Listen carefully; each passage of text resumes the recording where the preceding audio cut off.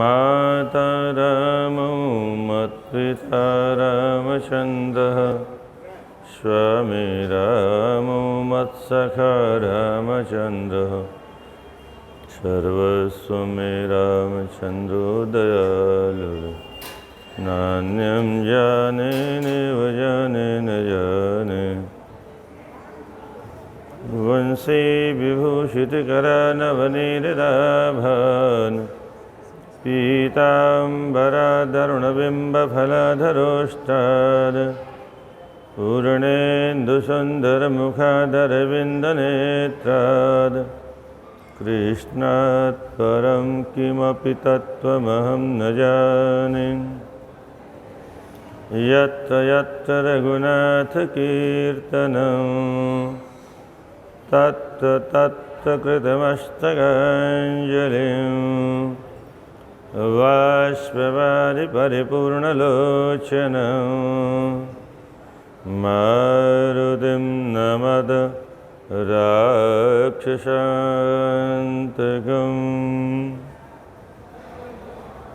हर हर महादेव शंभो काशी विश्वनाथ गंगे।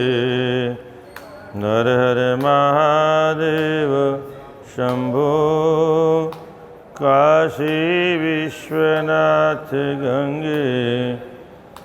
हर हर महादेव शंभो काशी विश्वनाथ गंगे। हर हर महादेव शंभो काशी विश्वनाथ गंगे। हर हर महादेव शंभो काशी विश्वनाथ गंगे।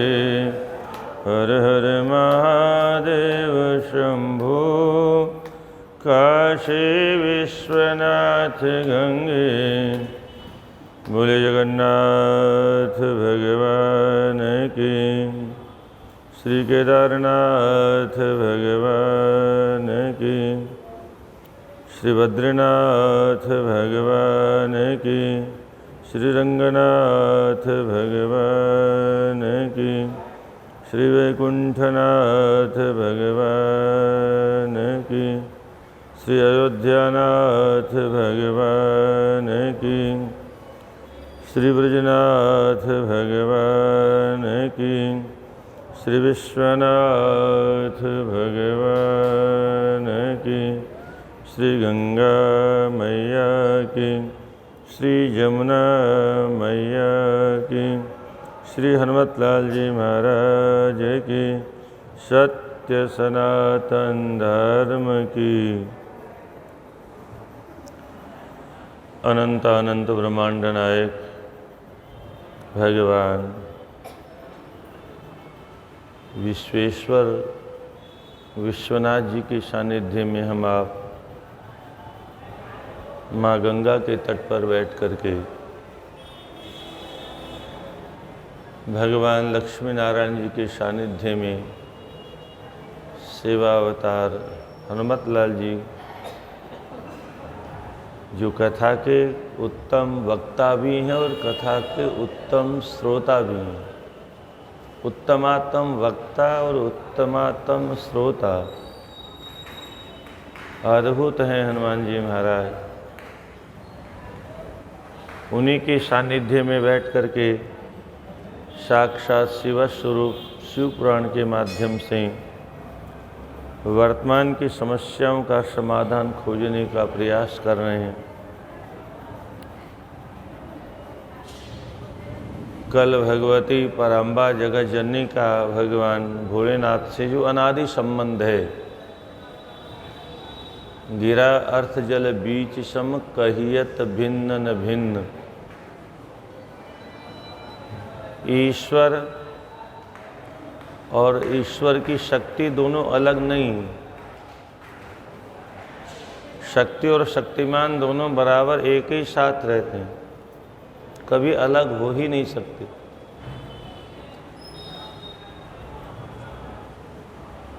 वागर्थाविव संप्रतो वागर्थः प्रतिपत्तये जगतः पितरौ वंदे पार्वती परमेश्वरौ।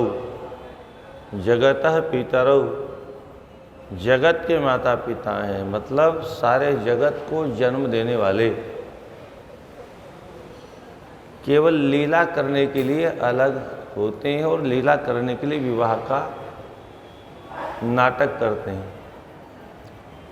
और उस विवाह में जो तमाम रीतियां हैं उनके माध्यम से समाज में विविध मर्यादाओं की स्थापना करना उद्देश्य है। विदाई के समय अंतिम भोजन हुआ सबका। शैलराज ने सभी पर्वतों को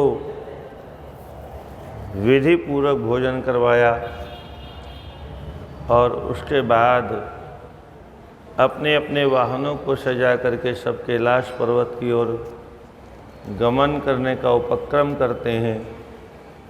चतुर्थी कर्म को संपन्न करने के बाद में सप्तऋषियों ने हिमालय से विदाई के लिए जब कहा तो हिमालय कहते हैं अभी कितने दिन हुए।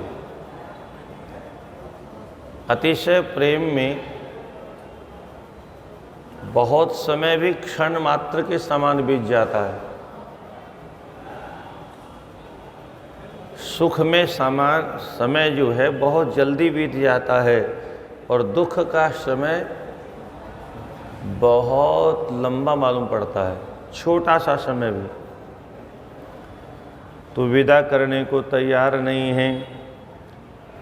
सब हिमालय की प्रशंसा करते हुए कहते हैं आपकी कृपा से हम सबको भगवान का दर्शन हो गया। अब बहुत समय हो गया, अब विदा का मुहूर्त आ रहा है। तो विवाह के चौथे दिन में चतुर्थी कर्म होता है, उसका संपादन करके और विदा का जब अवसर सामने निश्चित समझ लिया तो मैना अपने जमाई के सामने हाथ जोड़ के खड़ी होती है। भगवान कहते हैं माता जी आप हाथ जोड़ते हो अच्छा नहीं है। बोले भगवान मेरी बात सुनिए। कृपा निधे कृपां कृत्वा शिवां संपालयिष्यसि सहस्रदोषं पार्वत्या आशुतोष क्षमिष्यसि। मैं मानती हूँ कि मेरी बेटी में कोई गुण नहीं है, पर आप दयालु हैं, आप कृपालु हैं, आप दीन बंधु हैं, आप गुणों के भंडार हैं। इसलिए मेरी बेटी में अगर हजारों दोष भी हों तो मेरी आपसे प्रार्थना है आप उसे क्षमा कर दें। अब ये सुनने में बहुत अटपटा लगता है, पर पुरानी परंपरा यही थी। कोई अपनी बेटी के गुणों का गान नहीं करते थे। कदाचित कोई गलती हो जाए तो क्षमा कर देना, ऐसा ही कहा जाता था। स्वयं पार्वती की माता जी यही कह रही हैं, त्वत्पादाम्बुज भक्ता च मदवत्सा जन्म जन्मनि स्वप्ने ज्ञाने स्मृतिर्नास्ति महादेव प्रभुं विना। इसको केवल आपकी भक्ति के अलावा ये कुछ नहीं जानती। अहरनिश सोते बैठते उठते खाते पीते केवल आपका नाम जपती है, बाकी और कोई ज्ञान इसको है नहीं।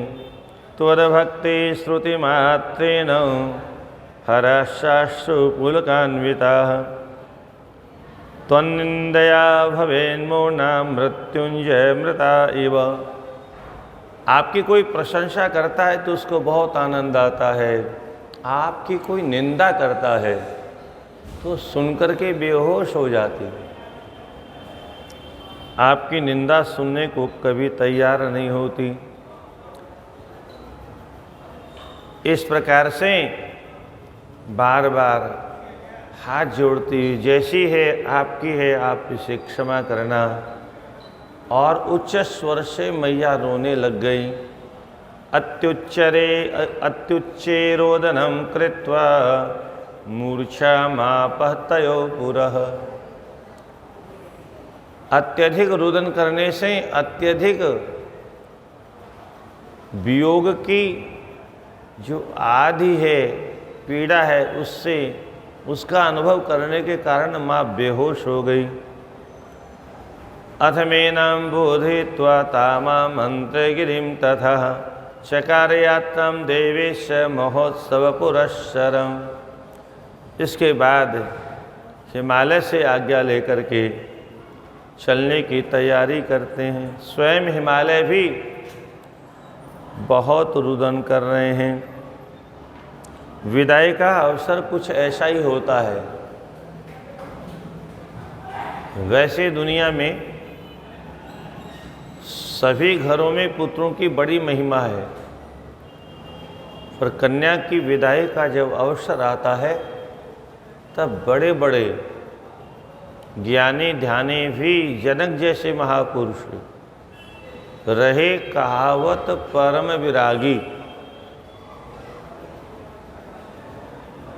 वैराग्य की प्रतिमूर्ति कह सकते हैं जनक जी को, परंतु जब जानकी जी का विदाई का अवसर आया तो जनक जी भी विह्वल हो गए। अपनी पुत्री के वियोग में जनक जी भी फूट फूट के रोने लगे। तो जनक जैसे महापुरुषों की जब ये दशा हो जाती है तो सामान्य सांसारिक प्राणियों की क्या दशा होती होगी। जनक का मतलब विदेह, विदेह का मतलब देह के धर्मों से ऊपर उठा हुआ प्राणी। देह का, शरीर का एक भी धर्म जिनको छू नहीं गया, काम, क्रोध, लोभ, ईर्ष्या, द्वेष, मद और मात्सर्य, किसी प्रकार के विकारों का स्पर्श जिसको हो नहीं सकता।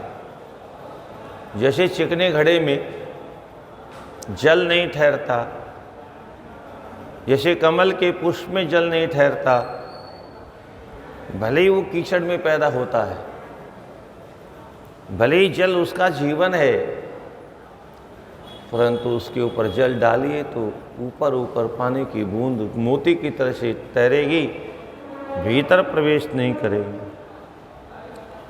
ऐसी जनक कुल में जितने भी महापुरुष हुए सब विदे हुए। अथ सप्तऋषयस्ते च प्रोचुर्हिं गिरीश्वरं कार्यस्वात्मजा देव्या यात्रा मध्योचितां गिरिं। विदाई का मुहूर्त आ गया है, इसलिए आप सब विदाई की तैयारी करें। सुंदर सुंदर पुनः आभूषण प्रदान किए गए।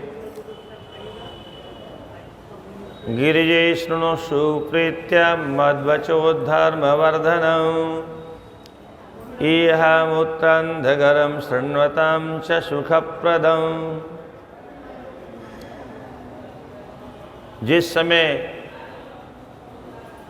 चलने का अवसर आया, धीरे से मैना ने पास में खड़ी हुई एक ब्राह्मण की विदुषी पत्नी से कहा, माताजी आप महान धर्मवेत्ता हैं और आप महान पतिव्रता हैं, इसलिए आप स्वयं अपने श्रीमुख से मेरी बेटी को एक पत्नी का क्या धर्म होता है उस सारे धर्मों का आप उपदेश प्रदान करें निसंकोच। क्योंकि जब गुरु अगर संकोच करेगा तो शिष्य को ज्ञान कहाँ से होगा। तुलसीदास जी तो बहुत प्यारा दोहा लिखते हैं, सचिव वैद्य गुरु तीन जो प्रिय बोलहि भय आस, राज धर्म तन तीन कर होई हैं बेग हिनाश। सचिव मंत्री अगर राजा के सामने, प्रधानमंत्री का सचिव प्रधानमंत्री के सामने, मुख्यमंत्री का सचिव मुख्यमंत्री के सामने मीठी मीठी बातें करेगा, चिकनी चुपड़ी बातें करेगा तो राज्य नष्ट हो जाएगा। चोर डाको लुचे लफंगे गुंडे बदमाश चारों तरफ फैल जाएंगे। इसलिए स्पष्ट कहना चाहिए, साफ कहना चाहिए और सत्य कहना चाहिए। सचिव को चापलूसी नहीं करनी चाहिए।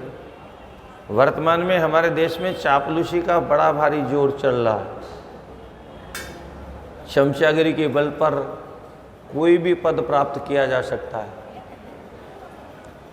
और जो कड़वा बोलने वाला है, जो सत्य बोलने वाला है, उसको कोई नहीं पूछता। ऐसी कुछ परंपराओं को डाल दिया कुछ लोगों ने 47 के बाद में, तब से ये परंपरा लागू हो गई।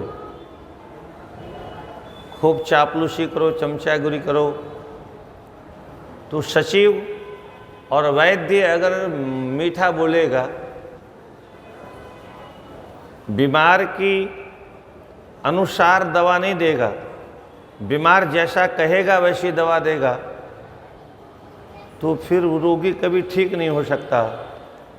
और गुरु अगर शिष्य के सामने शास्त्रों का ठीक सिद्धांत नहीं रखेगा, संकोच के मारे, डर के मारे कोई नाराज हो जाएगा, जजमान नाराज हो जाएगा। अरे जजमान नाराज हो जाएगा तो हो जाएगा, अगर धर्म नष्ट हो गया तो क्या होगा? तब तो ऊपर वाला नाराज हो जाएगा। धर्म अगर तुम्हारी वजह से नष्ट हो गया तो ऊपर वाला दंड देगा, छोड़ेगा नहीं। मीरा ने क्या कहा? मीरा से सखी ने कहा, अरे बहन आप जिद छोड़ दो। किस बात की? बोलो राणा को खुश करने के लिए राणा की बात मान लो। क्या? बोलो गोविंद का भजन छोड़ दो। राणा नाराज हो जाएगा इसलिए छोड़ दो। बोलो नाराज होकर क्या करेगा? बोले नाराज होकर के अपने राज्य से निकाल देगा। बोले बस इसके आगे तो इसकी गति नहीं है ना। अपने राज्य की सीमा के बाहर तो यहाँ के राजा की नहीं चलती। बोले हाँ बाहर तो नहीं चलती। बोले कोई बात नहीं। राजा रूठे नगरी राखे, हरि रूठे कहाँ जाना। राजा रूठे नगरी राखे। अगर राजा नाराज भी हो जाएगा तो कहीं पर भी रह लूँगी, अपने राज्य से बाहर निकाल देगा तो दूसरे राज्य में रह लूँगी, पर जिसका साम्राज्य सब जगह है वह परमात्मा अगर नाराज हो गया तो उसके बाद में कहाँ जाके रहने का स्थान मिलेगा। इसलिए डरना, हम समाज से डरते हैं, दुनिया से डरते हैं, घर वालों से डरते हैं, परिवार वालों से डरते हैं, गली मोहल्ले वालों से डरते हैं। जिस परमात्मा से डरना चाहिए उससे कोई नहीं डरता, और उससे नहीं डरने के कारण ही आज हम पाप करते हैं। अगर उससे डरते होते तो कोई पाप करने का कारण ही नहीं दिखाई देता। उससे डरते होते तो सब जगह उसको देखते हम, वो हर जगह बैठ के सुन रहा है। अपानि पादो जवनो गृहीता, वो बिना पैर की चलता है, बिना कान के सुनता है, बिना आँखों के देखता भी है, बिना हाथों के काम भी करता है।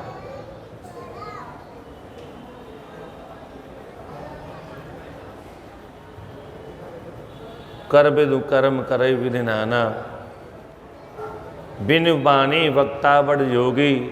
अशस भांति अलौकिक करनी, महिमा जासु जाय नहीं बरनी। उस परमात्मा की महिमा का वर्णन किया नहीं जा सकता। इसलिए सर्वशक्ति संपन्न परमात्मा से हर व्यक्ति को हमेशा डरना चाहिए। जो ईश्वर से डरेगा वो कभी पाप नहीं करेगा, कभी शास्त्र विरुद्ध नहीं चलेगा। आज हर व्यक्ति शास्त्र विरुद्ध चल रहा है क्योंकि ईश्वर का डर है ही नहीं।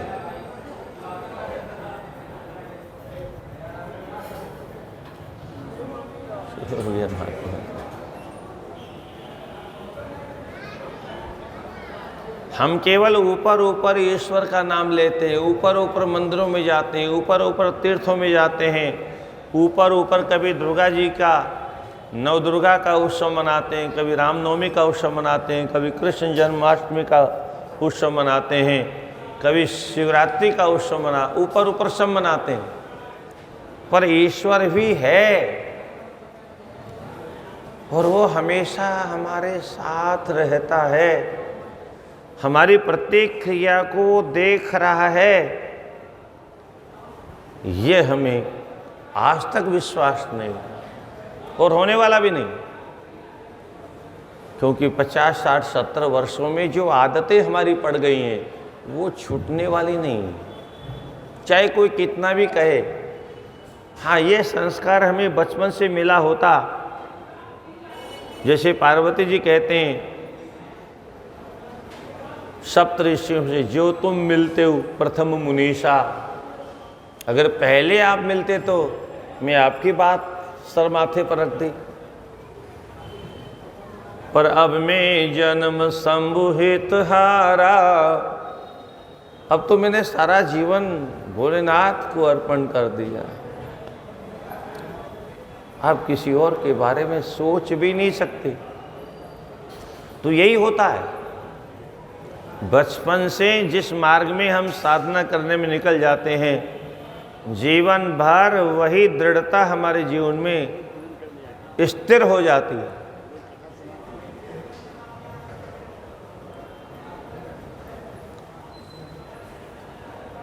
बाल्यावस्था के संस्कार पक्के होते हैं, पेट के संस्कार सबसे उत्तम होते हैं,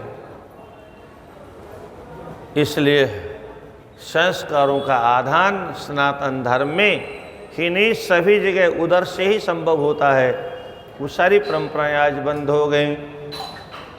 तो गिरिजे शृणु सुप्रीत्या मद्वचो धर्म वर्धन, यह मूत्रानंद करम शृण्वतां च सुखप्रदम। वो विप्र पत्नी कहती है, हे गिरिजा, मेरी बात को ध्यान से सुनो, मैं जो तुमसे कह रही हूँ अगर उसके अनुसार तुम चलोगे तो इस लोक में भी सदा सुख पाओगे और परलोक में भी सदा सुख पाओगे। तो ये जो पातिव्रत्य धर्म का वर्णन है, इस लोक में भी सुखदायी है और परलोक में भी सुखदायी है, ये पहले से संकेत कर दिया। साथ में शब्द क्या दिया, यह मूत्र आनंद करम, ये आनंद प्रदान करने वाला है। जहाँ आनंद होगा वहाँ पर दुख नाम का कोई शब्द प्रवेश नहीं कर सकता। मैया कहते, धन्या पतिव्रता नारी नान्य पूज्य विशेषतः, पावनी सर्वलोकानां सर्व पापोघनाशिनी। संसार में वह पतिव्रता नारी बहुत भाग्यशाली है। सारे संसार को ही नहीं, तीनों लोकों को, 14 भुवनों को अपने पातिव्रत्य धर्म के बल पर पवित्र करने की सामर्थ्य रखती है। सर्व अघ ओघनाशिनी, सभी पापों का विनाश करने वाली है। यानी पतिव्रता का दर्शन करने मात्र से पाप नष्ट हो जाते हैं। सेवते या पतिं प्रेम्णा परमेश्वर वत्शिवे, ये भुक्त्वा अखिलान् भोगान् अन्ते पत्या शिवां गतिम्। जो अपने पति का साक्षात भगवान मान करके, ईश्वर मान करके सेवा करती है, वह इस लोक में सभी प्रकार के सुखों का उपभोग करके और अंत में पतिलोक को प्राप्त करती है। पतिव्रता च सावित्री, कुछ पतिव्रताओं के नाम गिना है। किस लिए? बोले किसी भी नारी को अगर अनुसरण करना है तो इनका करना चाहिए। जो चरित्रहीना है, जो सिनेमा में नाचने वाली हैं, जो मूवी में नाना प्रकार का नाटक करती हैं। बोले उनको आदर्श नहीं मानना चाहिए। आदर्श किसी महान चरित्रवान पुरुष अथवा नारी को अपना बनाना चाहिए। तो सावित्री, जिसने अपने मरे हुए पति को यमराज के गोद से छीन लिया था अपने पातिव्रत्य धर्म के बल पर, और ये बहुत अद्भुत कार्य था। देवी भागवत में तो 20 अध्याय एक साथ दिए, अद्भुत प्रकरण है, बहुत लंबी चर्चा है। अंतिम में यमराज को परास्त करके अपने पति के प्राणों को और नाना प्रकार के सुपुत्रों की माता होने का वरदान, अपने ससुर को आंख और उनका साम्राज्य प्राप्त करने का वरदान प्राप्त किया। तो ये सब ऐसे महापुरुषों को अपना आदर्श बनाना। लोपामुद्रा, महर्षि अगस्त्य की धर्मपत्नी अरुंधति, महर्षि वशिष्ठ जी की धर्मपत्नी, जिन्होंने बाल्यावस्था से अपने भाइयों को और अपने पिता को काम के अधीन देख करके फिर तपस्या की। तपस्या करने के बाद में अग्नि में प्रवेश की यज्ञ कुंड में, और वहाँ से एक नया जन्म प्राप्त हुआ। और उसके बाद में सुमेधा की पुत्री बन करके महर्षि वशिष्ठ के साथ में विवाह। उसके पहले भगवान से वरदान मांगा, जन्म से ही किसी के जीवन में काम का प्रवेश नहीं होना चाहिए। और तब भगवान ने 3 आयु का क्रम बनाया, शेषवावस्था, कुमारावस्था और युवावस्था, और अंतिम में चतुर्थ प्रौढ़ावस्था, जिसको वृद्धावस्था भी कहते हैं। पहली अवस्था में काम का प्रवेश नहीं होगा, दूसरी अवस्था में भी काम का प्रवेश नहीं होगा, किसी को दूसरी अवस्था के अंतिम में युवावस्था आने के बाद में ही काम का प्रवेश होगा, ऐसा वरदान दिया। परंतु वर्तमान में सिनेमा की कृपा से छोटे छोटे बच्चों के भीतर भी काम का दर्शन किया जा सकता है। तो अरुंधति को अपना आदर्श बनाना चाहिए। शांडिल्य, महाभारत में इसकी बहुत विस्तार से कथा है। ब्राह्मण कुल में उत्पन्न हुई, बहुत अद्वितीय विद्वान के साथ विवाह हुआ। विवाह के बाद में कुछ समय तो पति ठीक थे, उसके बाद में उनकी बुद्धि खराब हो गई। गणिकालय में जाने लगे, वेश्यालय में जाने लगे, और उसका परिणाम ये हुआ कि गलित कुष्ठ हो गया। सारे हाथ पैर सड़ गए, बर्बाद हो गए।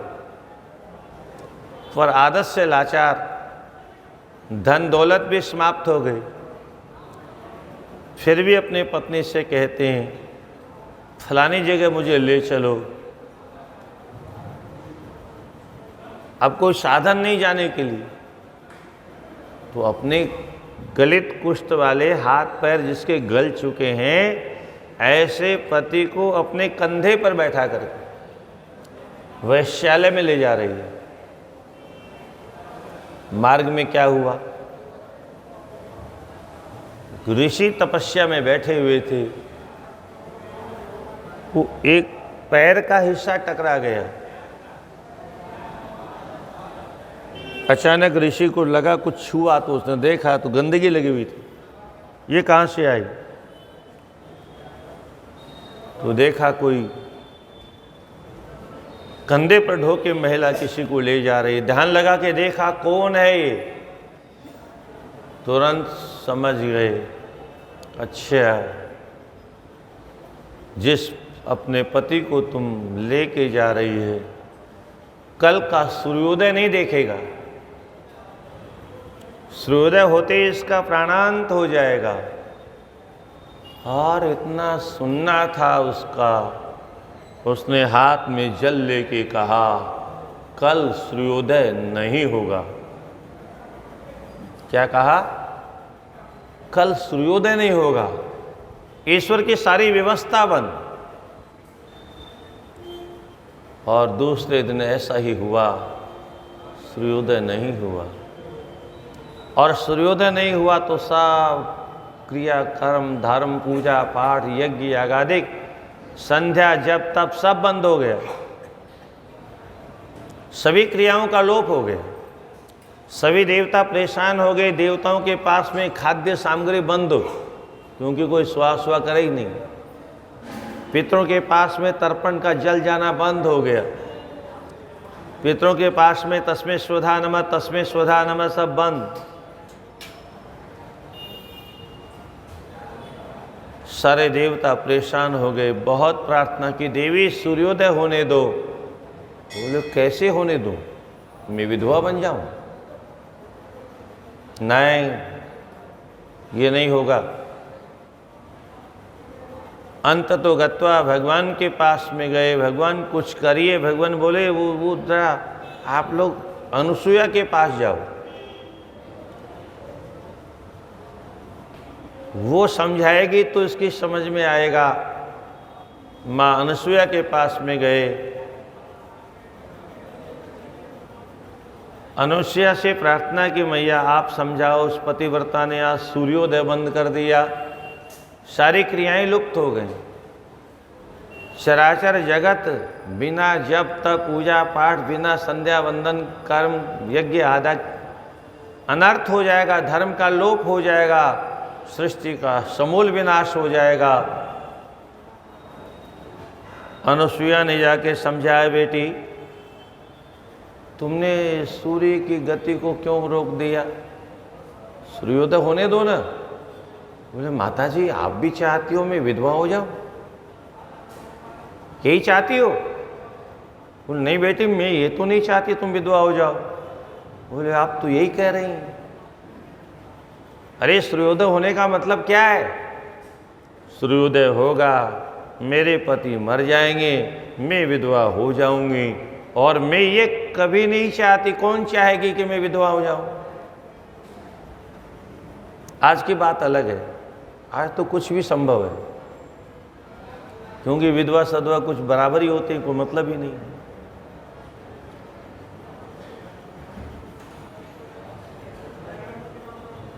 अनुसुईया ने कहा बेटी एक काम करो, तुम सूर्योदय होने दो। निश्चित सूर्योदय होने के बाद में तुम्हारे पति की मृत्यु होगी, पर मेरे पर विश्वास करो, मैं अपने पातिव्रत्य धर्म के बल पर तुम्हारे पति को जीवित कर दूंगा। और इस प्रकार से तुम निश्चिंत रहो। अनुसुईया का विश्वास करके उस सांडली ने सूर्य को जो शाप दिया, संकल्प किया था, दोबारा संकल्प किया, सूर्योदय हो गया। ज्यों ही सूर्योदय हुआ उसके पति का प्राणांत हो गया। और उसके बाद अपने तपोबल से माँ अनुसुईया ने उस पति को जीवित किया। और जीवित ही मात्र नहीं किया, उसकी जो बीमारियां थी सब ठीक कर दी। खाली वो कोढ़ वाली बीमारी नहीं, वो खोपड़ी में जो काम की बीमारी थी उसको भी ठीक कर दिया। उसका मन, शरीर ही निर्मल नहीं हुआ, उसका मन भी निर्मल हो गया, तन भी निर्मल हो गया, उसकी इंद्रियां भी पवित्र हो गईं, पूरा जीवन पवित्र हो गया। वह पहले जैसा वैदिक ब्राह्मण बन गया। सारे पाप करने की प्रवृत्ति ही उसकी समाप्त हो गई। एक पतिव्रता के द्वारा प्राप्त हो उस शरीर से उसने सारे दोषों का परित्याग कर दिया और अब आनंद पूर्वक रहने लगे। कहते ऐसी सांडली जैसी ऐसी पतिव्रता से शिक्षा लेनी चाहिए।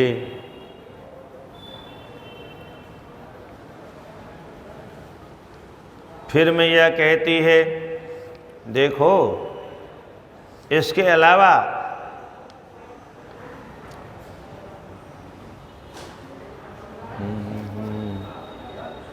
श्रीमन्नारायण नारायण नारायण श्रीमन्नारायण। लक्ष्मी नारायण नारायण नारायण लक्ष्मी नारायण। भजमन नारायण नारायण नारायण भजमन नारायण नारायण। शतरूपा मनु जी की धर्म पत्नी अनुसुईया, ब्रह्मा विष्णु महेश तीनों को आप सब जानते हैं, इस कथा का विस्तार करने की आवश्यकता नहीं है। तीनों को छोटे छोटे बालक बना करके पालना में झुला दिया। लक्ष्मी जी खेशी पतिव्रता है, भगवान नारायण तो हमेशा आंख खोल के भी नहीं देखते, और भगवती हमेशा चरणों को छोड़ के दूर जाती ही नहीं। ऐसा अद्भुत पातिव्रत्य। भगवान नारायण हमेशा योग निद्रा में शयन करते रहते हैं। कभी बाहर बहुत ज़्यादा कभी कोई कार्य होता तब भगवान योग निद्रा से बाहर आते हैं। गोविंद हरे गोपाल हरे गोविंद हरे। जय जय प्रभु दीन दयाल हरे जय जय प्रभु। जय जय प्रभु दीन दयाल हरे जय जय प्रभु दीन। गोविंद हरे गोपाल हरे गोविंद हरे। जय जय प्रभु दीन दयाल हरे जय जय प्रभु। गोविंद हरे गोपाल हरे गोविंद हरे। जय जय प्रभु दीन दयाल हरे जय जय प्रभु।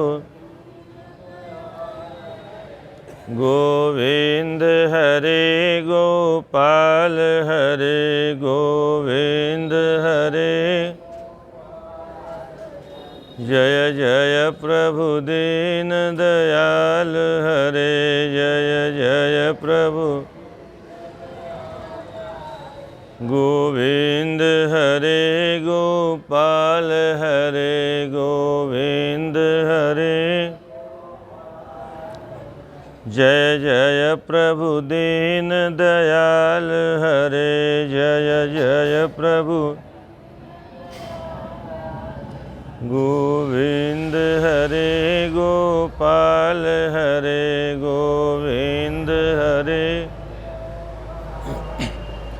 जय जय प्रभु दीन दयाल हरे जय। गोविंद हरे गोपाल हरे गोविंद हरे। श्वधा, पितरों की धर्म पत्नी का नाम श्वधा है। संज्ञा देवी, ये सूर्य की पत्नी। सुमति, श्रद्धा देवी, ये धर्म की पत्नी है। मैना, हिमालय की पत्नी, अभी अभी चर्चा चली। स्वाहा, देवताओं की धर्म पत्नी है। अन्या बहुवो अपि, अन्य भी बहुत सी पतिव्रताएं हैं, ये खास खास नाम गिनाए। इन देवियों को अपना आदर्श बना करके प्रत्येक नारियों को अपना जीवन चरित्र का निर्माण करना चाहिए। दुनिया में कौन क्या करता है इससे मतलब नहीं, हमें क्या करना है। उसने अपना धर्म छोड़ दिया, वो भोगेगा। पातिव्रत्य वृषेणेव तागतः सर्वपूज्यता विष्णु ब्रह्म विष्णु हरेश्यापि मान्या जात मुनीश्वरे। मैया कहती है ये देवियाँ सभी देवताओं के द्वारा पूजनीय हैं, सभी ऋषि महर्षियों के द्वारा वंदनीय है। इतना ही नहीं, ब्रह्मा विष्णु महेश भी इनको वंदन करते हैं। कितनी बड़ी बात कह रहे हैं। ब्रह्मा विष्णु महेश भी इनके सामने नतमस्तक होते हैं। और अनुसुईया की लीला में आपने देखा, ब्रह्मा विष्णु की चली नहीं, सारी शक्ति फैल हो गई। और पातिव्रत्य धर्म के बल पर प्राप्त जो शक्ति थी, उस शक्ति के बल पर उसने छोटे छोटे बालकों को पालने में झुला दिया। तो ऐसे ही पातिव्रत्य धर्म की महिमा है कि तीनों देवता भी उनको नमन करते हैं। यानी इतना महान बनना हो। दुनिया में कोई हमको सुंदरी कहे, इसलिए हम भारत सुंदरी बन जाएं और विश्व सुंदरी बन जाएं। पता नहीं क्या बीमारी चली है लोगों को। अरे इस हाड़ मास की पुतले का भी सौंदर्यीकरण हो सकता है, पर लोगों की बुद्धि मारी गई है। ये देहात्मवादी लोग हैं, देहाभिमानी लोग हैं। शरीर को ही सब कुछ मानने वाला प्राणी मंद बुद्धि वाला होता है। जो शरीर प्रतिक्षण सरक रहा है, प्रतिक्षण नष्ट हो रहा है, इसका सौंदर्य कब टिकेगा, कितने समय टिकेगा।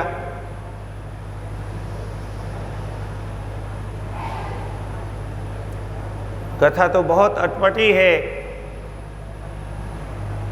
परंतु है शिक्षाप्रद। कि कोई बहुत उत्तम कोटि के संत, उन्होंने किसी गणिका को देखा, मन में विकृति आ गई, उसके कोठे पर पहुंच गए और उस देवी ने जब देखा इतने बड़े संत मेरे दरवाजे पर आ गए, वो चरणों में लेट गई, भगवान आज्ञा करिए,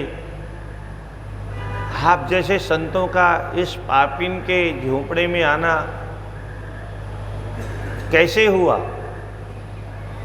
बोलो देवी जैसे और लोग आते हैं, अरे राम राम राम राम राम, शिव शिव शिव शिव शिव शिव शिव शिव शिव, ये आप क्या कह रहे हो। महात्मा बोले देवी शरीर है, विकार आ गया, क्या करूं, चला आया।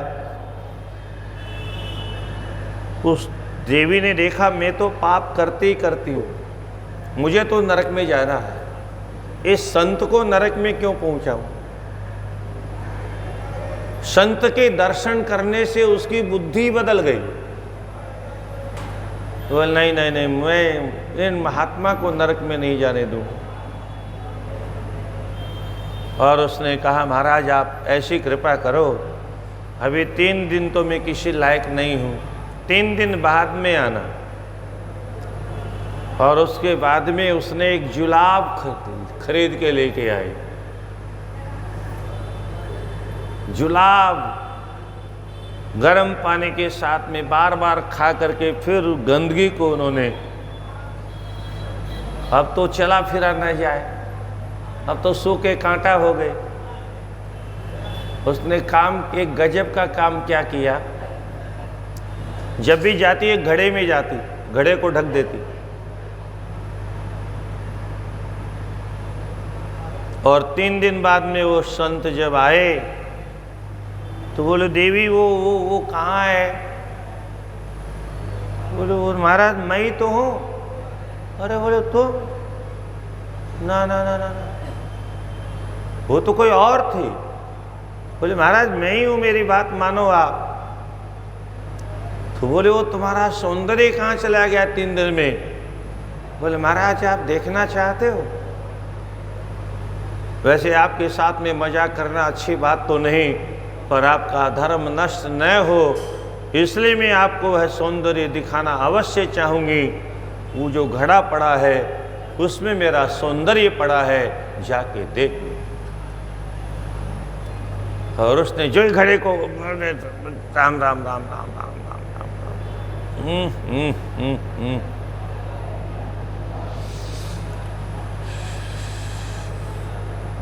अरे क्या मजाक करती हो, क्या मजाक करती हो? बोले मजाक नहीं कर रहे हैं, वही मेरा सौंदर्य है।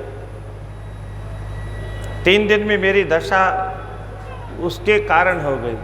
वो जो मल मेरे अंदर पड़ा हुआ था सारा मल निकल गया, सारा दोष निकल गया, सारी गंदगी निकल गई। तो ये जो सौंदर्य ये भी एक बहुत बड़ी गंदगी है, जिस गंदगी के द्वारा एक दूसरे को आकर्षित करके लोग नरक में डाल देते हैं।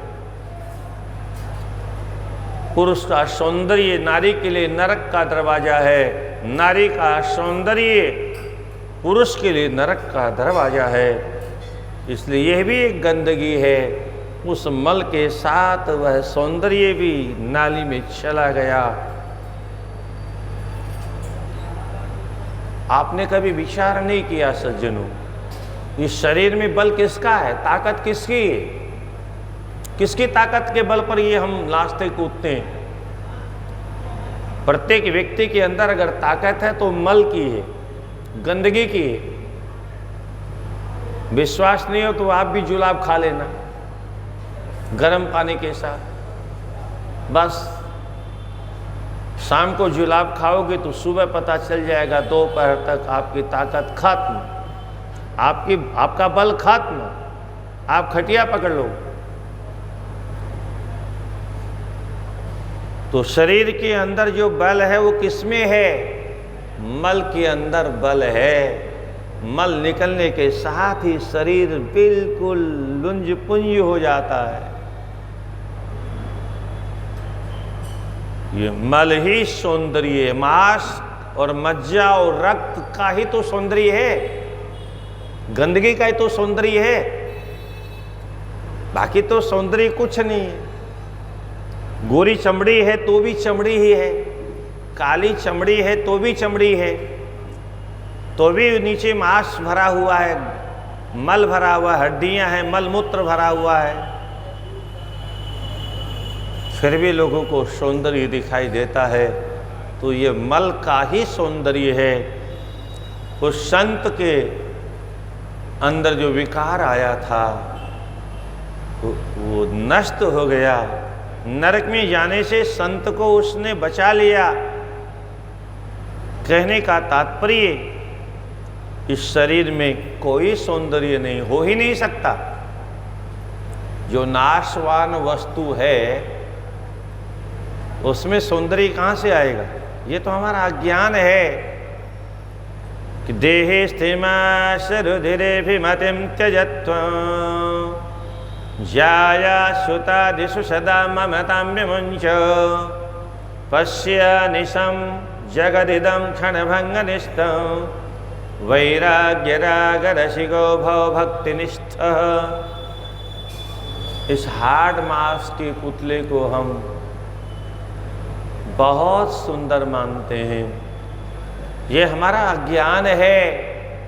अगर इसको बराबर हम देखते रहें, बहुत ध्यान से सुनिए, हर समय अगर इस शरीर की बनावट पर ध्यान दें कि ये चमड़ी है, इसके नीचे मांस है, इसके लिए मज्जा है, इसके लिए अस्थियां, इसके भीतर वीर्य और रज है, इसके भीतर मल और मूत्र का पात्र रखा हुआ है, इसकी आँख से भी गंदगी निकलती है, कान से भी गंदगी निकलती है, नाक से भी गंदगी निकलती है, मुंह से भी गंदगी निकलती है, इसके रोम रोम से जो पसीना निकलता है तो गंदगी के अलावा कुछ भी तो नहीं होता है। कितनी ही महंगी साबुन से स्नान करिए, कितनी अच्छे से अच्छा शैम्पू लगाइए, और ये शरीर तो गंदा था, गंदा है, गंदा रहेगा। इसकी गंदगी मिटने वाली नहीं है। मट्टी का भी कोई सौंदर्य हो सकता है।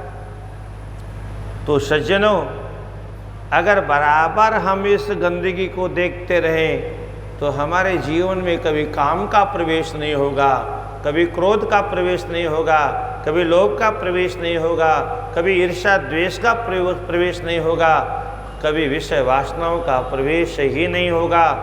और ये मेरा और तेरा, मेरा,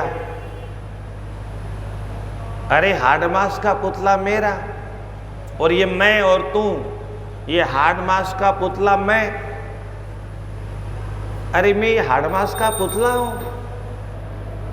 राम राम राम राम राम राम। इतनी गंदगी इसमें भरी हुई, इतना कूड़ा, इतना कचरा। अगर मैं ये हूं तब तो वास्तव में बहुत चिंता का विषय है। पर सज्जनों, हम मैं क्या हूं ये आज तक जान नहीं पाए।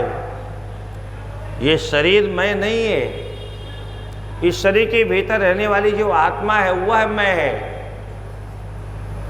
शरीर तो उस आत्मा का रहने का घर है। आप ऐसा भी कह सकते हैं, शरीर तो आत्मा का वस्त्र है। उस जीवात्मा ने शरीर रूपी वस्त्र को पहन रखा है। वंशांसि जीर्णानि यथा विहाय नवानि गृह्णाति नरोपराणि।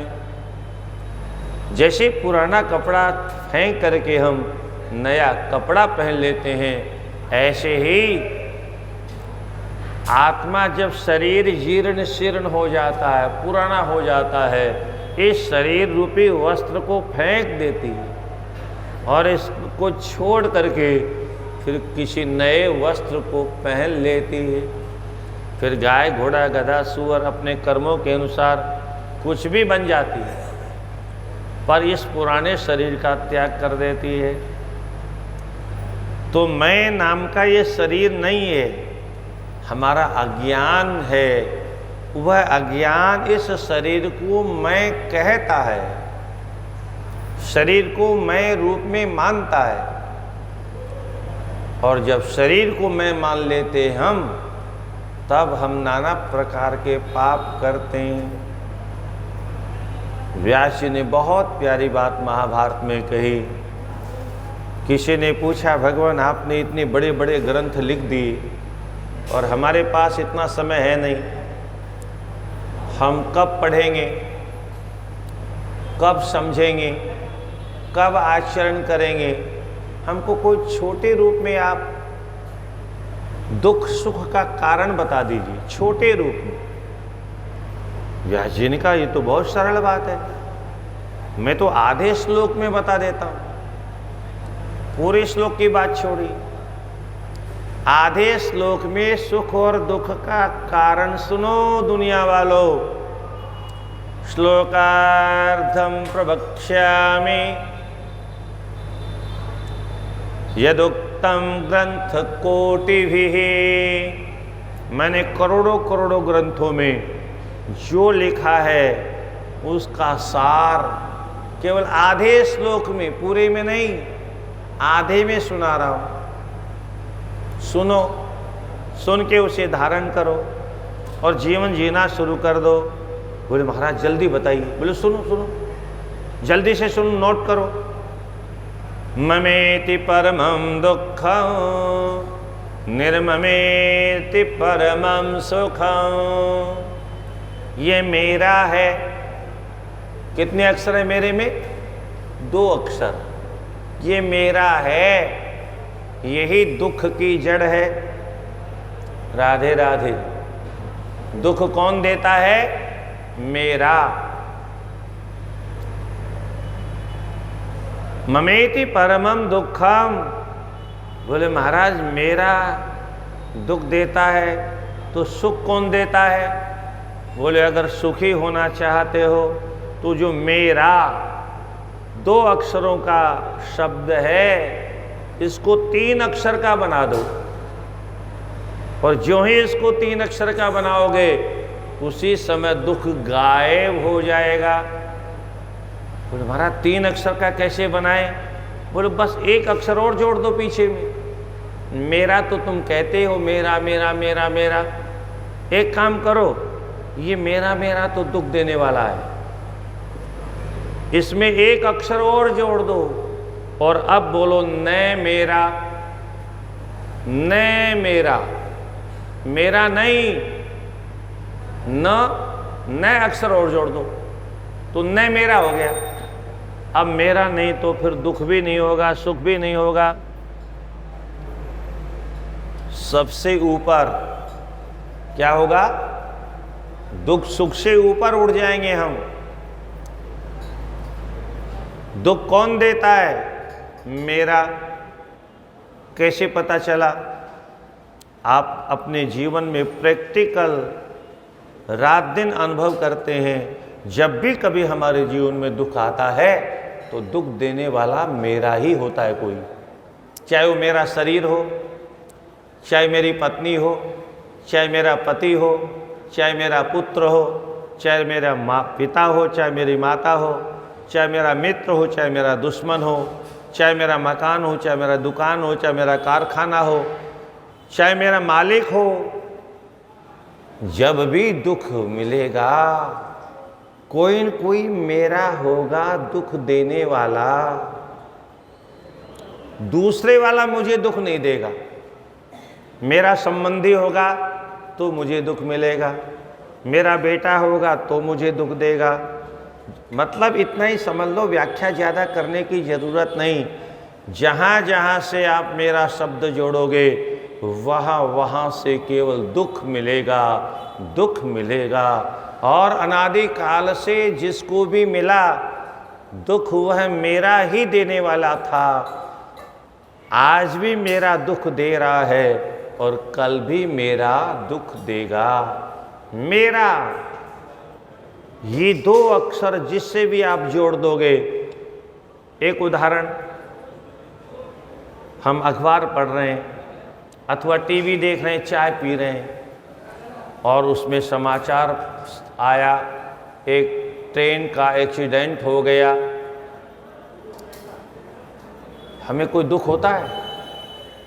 नहीं होता। हम चाय पीते रहते हैं, दृश्य देखते रहते हैं, गाड़ी टूट गई, लोग हाय तौबा मचा रहे हैं, चिल्ला रहे हैं, चीख रहे हैं, मरे हैं, कटे हैं, हमको कोई परवाह ही नहीं। क्यों? क्योंकि उसमें कोई मेरा नहीं था, उसमें कोई मेरा परिवार का सदस्य नहीं था। अब दूसरी ओर कल्पना करो, मान लो उसी ट्रेन में कोई मेरा अपना था, मेरा बेटा, मेरा पति, मेरी पत्नी, मेरा भाई, मेरा चाचा, मेरा ताऊ, मेरा कोई संबंधी रिश्तेदार, और हमें मालूम है कि उसमें मेरा गया है, तो चाय अच्छी लगेगी, चाय का स्वाद आएगा, चाय पिएगा।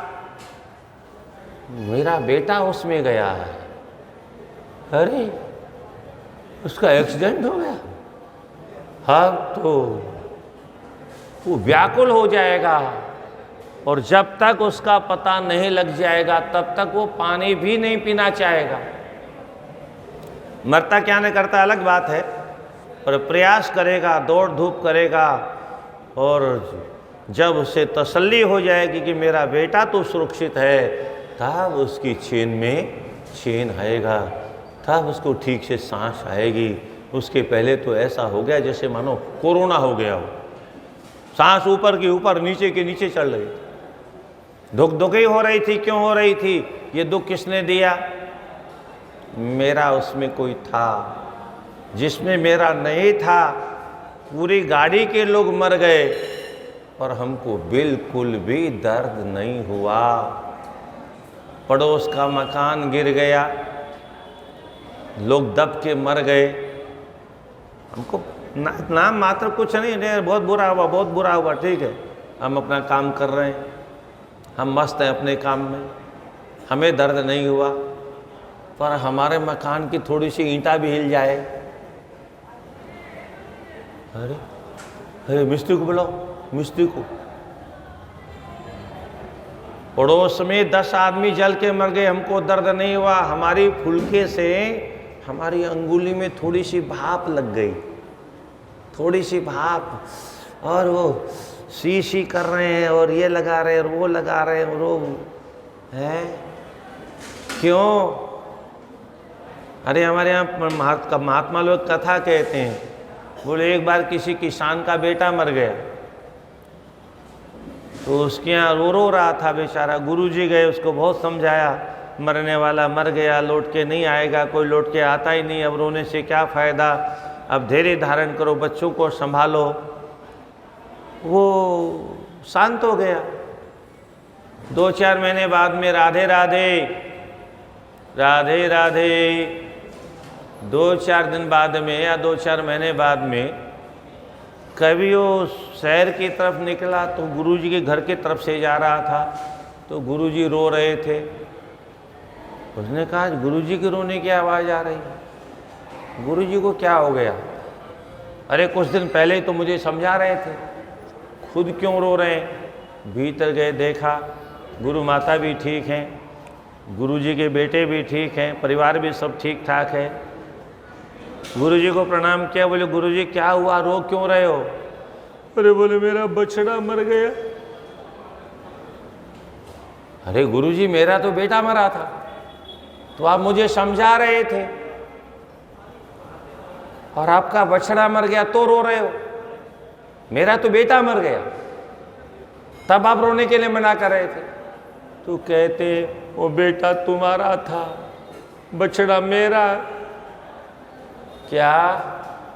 बेटा तुम्हारा था, बछड़ा मेरा है, तुम्हारा बेटा मरा, मुझे दर्द नहीं हुआ, मेरा बछड़ा भी मरा तो मुझे दर्द हो गया। ये मेरा का परिणाम है। संसार में जितना भी दर्द होता है, जितना भी कष्ट होता है, जितनी भी परेशानियां होती हैं, आप नोट कर लीजिए, दुनिया में जिस किसी को भी, जहाँ कहीं भी, जिस गांव में, जिस मोहल्ले में, जिस नगर में, जिस डगर में, जिस घर में, जिस शहर में, जिस देश में दुख मिला है, देने वाला उसका अपना कोई मेरा।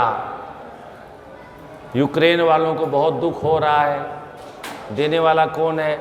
उसका मेरा शत्रु, पुराना मेरा अपना परिवार का सदस्य।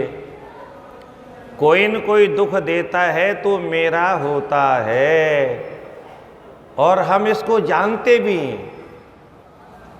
क्योंकि हमको पड़ोसी बहुत कभी दुख देने नहीं आते, और दूर वाले तो कभी नहीं आते, और दूसरे शहर वाले तो मतलब ही नहीं है, और दूसरे देश वाले तो कोई मतलब नहीं है। पर अगर अमेरिका में भी कोई मेरा है तो वहाँ भी मुझे दुख मिल जाता है। हजारों कोस दूर में अगर कोई मेरा है और समाचार मिल गया उल्टा सीधा, तुरंत दुख उपलब्ध हो गया, पैदा हो गया दुख। घटना अमेरिका में घटी, पर चूंकि वो मेरा था जिसके साथ घटना घटी, तो फिर रसोई पानी बंद हो गया, रोना धोना शुरू हो गया। मेरा, जब भी दुख मिलेगा देने वाला कोई मेरा अपना होगा। दूसरे का जो रिश्तेदार है, दूसरे का जो बेटा है, उससे भी अगर हमारा कोई थोड़ा बहुत रिलेशन है तो दुख देगा। जैसे बेटी का पति वो मेरा जमाई हो गया, तो अगर बेटी को दुख मिलेगा तो वहाँ से हमको भी दुख मिलने लग जाएगा। बेटी का ससुर बेटी को दुख देगा, उसकी सास अगर दुख देगी तो भी हम दुखी हो जाएंगे, क्योंकि मेरी बेटी दुखी है। मेरा मेरा मेरा मेरा, मेरे कारखाने में घाटा हो गया तो मेरा कारखाना मुझे खाने को दौड़ रहा है। मेरी दुकान में घाटा हो गया तो मेरी दुकान दुख दे रही है।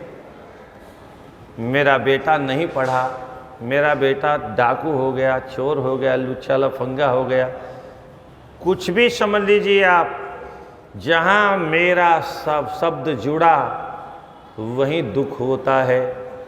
इसका मतलब मेरा बंद कर देना चाहिए क्या? पर हम नहीं कर सकते क्योंकि आदत में आ गया है।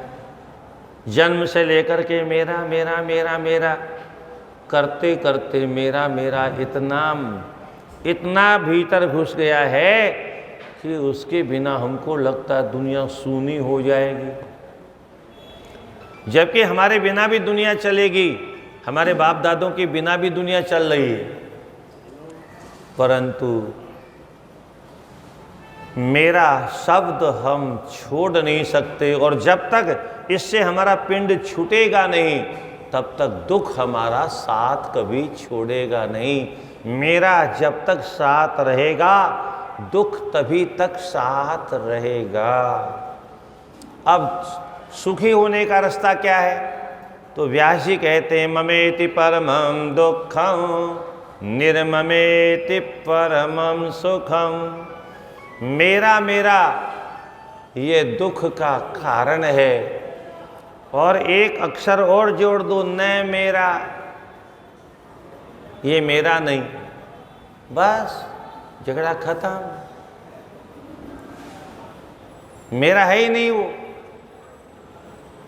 जहां मेरा शब्द नहीं जुड़ा है, न मेरा। मकान टूट गया, मेरा नहीं है ना, कोई बात नहीं, न मेरा न मेरा न मेरा। वो लड़का बहुत बदमाश है, मेरा तो नहीं, बोले हाँ मेरा नहीं, बोले ठीक है कुछ बात, यानी मेरा नहीं है तो दुख नहीं होगा हमको। जहां कहीं मेरा शब्द जुड़ा होगा वहीं दुख पैदा होगा। इसलिए व्यास जी कहते हैं हे संसार के लोगों, अगर सुखी होना चाहते हो तो हर जगह न मेरा, यह भी मेरा नहीं, यह भी मेरा नहीं, शरीर भी मेरा नहीं, घर भी मेरा नहीं, कारखाना भी मेरा नहीं, बेटा भी मेरा नहीं, पति भी मेरा नहीं, पत्नी भी मेरी नहीं, दौलत भी मेरी नहीं, मेरा नहीं, यह शब्द अगर सीख जाओगे तो दुनिया में कहीं दुख नहीं पाओगे। जो लोग अपने शरीर से ऊपर उठ जाते हैं उनको शरीर का दुख नहीं होता। जिनको ये आभास हो जाता, अनुभव हो जाता, मैं शरीर नहीं हूँ, मैं शुद्ध बुद्ध चेतन आत्मा हूँ, तो शरीर में होने वाले रोग का उसको आभास नहीं होता, दर्द नहीं होता, क्योंकि उसे मालूम है ये दर्द तो शरीर में हो रहा है, ये दर्द तो मेरे हाथ में हो रहा है, मेरे में नहीं हो रहा, क्योंकि मैं शरीर हाथ तो हूँ नहीं, मैं तो आत्मा हूँ।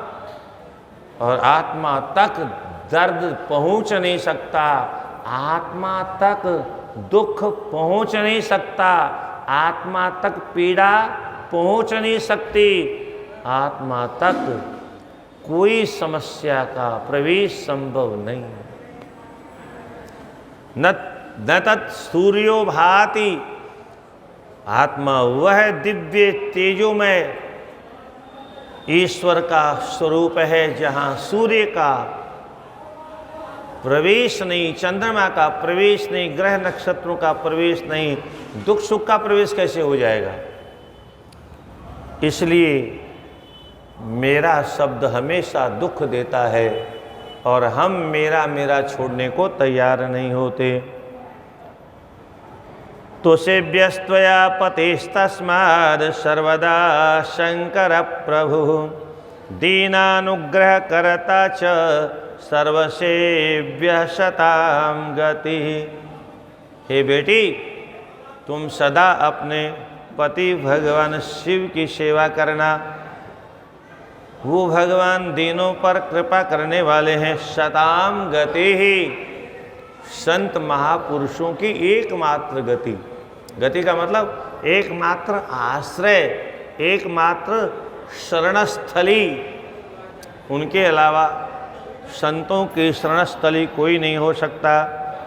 महान प्रतिव्रता धर्मः श्रुतिस्मृतिसुनोदितः यथे वर्णते श्रेष्ठो न तथान्योस्ति निश्चितम्। हे बेटी, शास्त्रों में, वेदों में, श्रुतियों में, पुराणों में पातिव्रत्य धर्म को जितना महान बताया गया है उतना किसी अन्य धर्म को बताया ही नहीं गया है। अब इसका मूल कारण क्या है?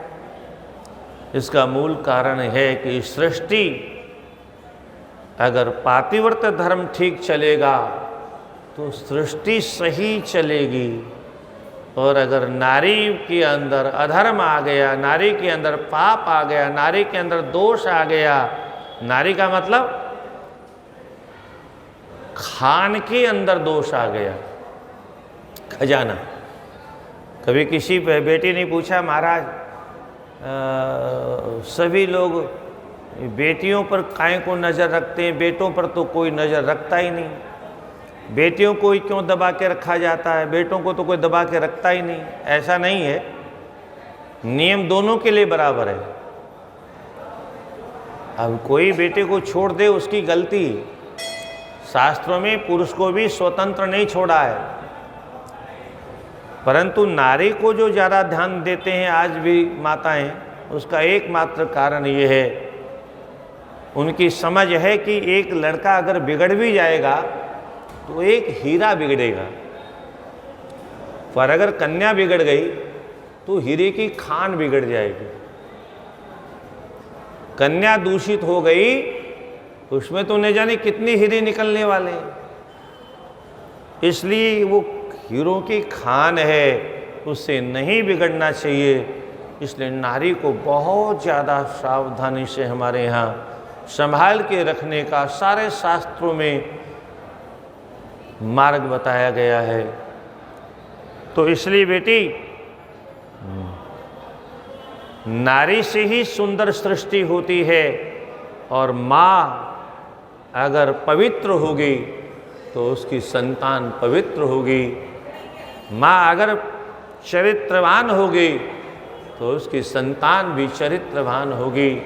माँ अगर गुणवान होगी तो संतान भी गुणवान होगी। माँ धर्मात्मा होगी तो संतान भी धर्मात्मा होगी। इसलिए माँ अगर दूषित हो गई तो संतान वर्ण संकर पैदा होगी, और संतान अगर वर्ण संकर हो गई तो लुप्त पिंडोदक क्रिया, सारा धर्म कर्म लुप्त हो जाएगा। वर्ण संकर का दिया हुआ जल किसी को नहीं लगता, वर्ण संकर का पिंडदान किसी को नहीं लगता, वर्ण संकर औलाद का कुछ भी पुण्य नहीं लगता। ब्राह्मण भोजन कराए, कुछ भी कराए हो, कुछ भी माता पिता को प्राप्त नहीं होता है। अब क्या क्या धर्म है अब बताना शुरू, अभी तो केवल भूमिका चल रही। राधे राधे। भुंजान भुंक्ते प्रिय पत्यो पातिव्रत्य परायणा तिष्ठे तस्मिन् शिवे नारी सर्वथा सति तिष्ठति। मैं किसी से, चाहे यहाँ बैठ के सुन रहे हैं, चाहे साधना गोल्ड यूट्यूब पर सुन रहे हैं, अथवा गोविंद भैया यूट्यूब पर भी सुन रहे हैं लोग, मैं उनसे किसी से ये आशा नहीं करता कि वो इसका पालन करेंगे, पर कम से कम सुने और सुन करके देखें कि हमारे शास्त्रों में कैसे कैसे सिद्धांतों का वर्णन किया गया। और केवल वर्णन ही नहीं किया गया, हमारी पुरानी माताएं इसका पालन करती थीं।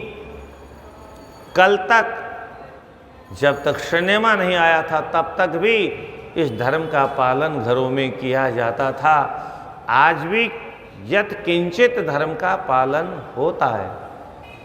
इस विषम परिस्थिति में भी भुंजान भुंगते, प्रिय भुंजान भुंगते, अपने स्वामी के भोजन कर लेने के बाद में पत्नी को भोजन करना चाहिए। अपने परिवार के सदस्यों को भोजन कराने के बाद में भोजन करना चाहिए। द्रौपदी का कथानक तो आप सब जानते हैं।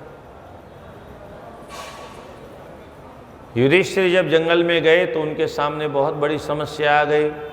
बिना 1,00,000 ब्राह्मणों को भोजन कराए वो भोजन नहीं करते थे। अब फाफानंद फकीर हो गए, क्या करें। व्यास जी ने कहा सूर्य भगवान की आराधना करो। सूर्य भगवान की आराधना की।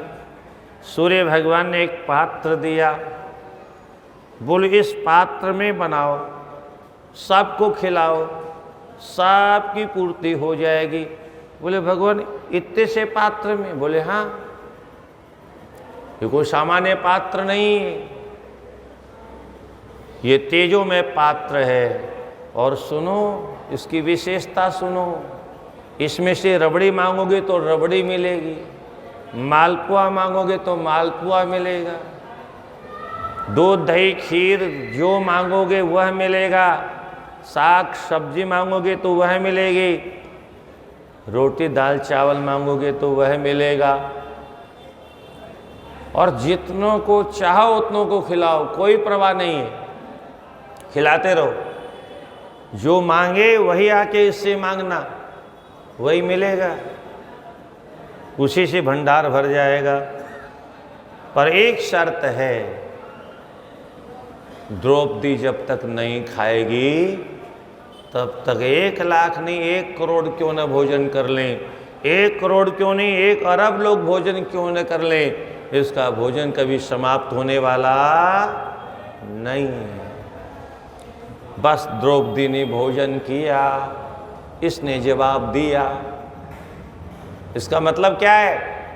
आज भी जो माताएं इस प्रकार के नियम का पालन करती हैं उनके घर में भोजन की बरकत होती है। और सबसे पहले घर वाले ही बैठ के जीमने लग गई, जीमने नहीं ठूसने लग गई। जीमती तो पति के बाद में जीमती, सबको जिमा के जीमती। तो फिर अन्नपूर्णा बरकत नहीं करती। इसलिए रसोई बनाने वाली माताओं को बहुत तपस्या, अरे नारी का जीवन तो तपस्या ही है। नारी अगर तपस्या नहीं करेगी तो सृष्टि ही नहीं होगी। नारी तपस्या नहीं करेगी तो 9 महीने कौन पत्थर को पेट में रखेगा भाई? दवा खा करके साफ कर देगा, जैसे आजकल हो रहा है। अब आजकल आप कहोगे कि माँ, ये भी तो माँ है, ये माँ नहीं है मम्मी, ये मरी हुई है, इनका मातृत्व तो मर गया। कुछ मैकाले की शिक्षा ने मार दिया, कुछ सिनेमा वालों ने मार दिया, कुछ नहीं रखा है इनमें, इसलिए कुछ भी कर सकती हैं। तो प्रिय भुंजान भूंगते, अपने पति को भोजन कराने के बाद भोजन करना चाहिए। और पातिव्रत्य परायणा, नारी के लिए क्या चाहिए? अगर पति खड़ा है तो खड़ी रहे, राधे राधे। पति खड़ा है तो पति के सामने बैठने का अधिकार नहीं है।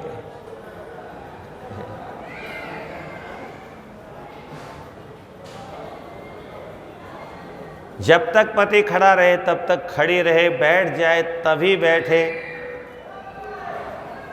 आपने जरत्कारों की कथा सुनी होगी, है? बहुत कथाएं हैं हमारे शास्त्र, भरे पड़े हैं शास्त्र। महाभारत में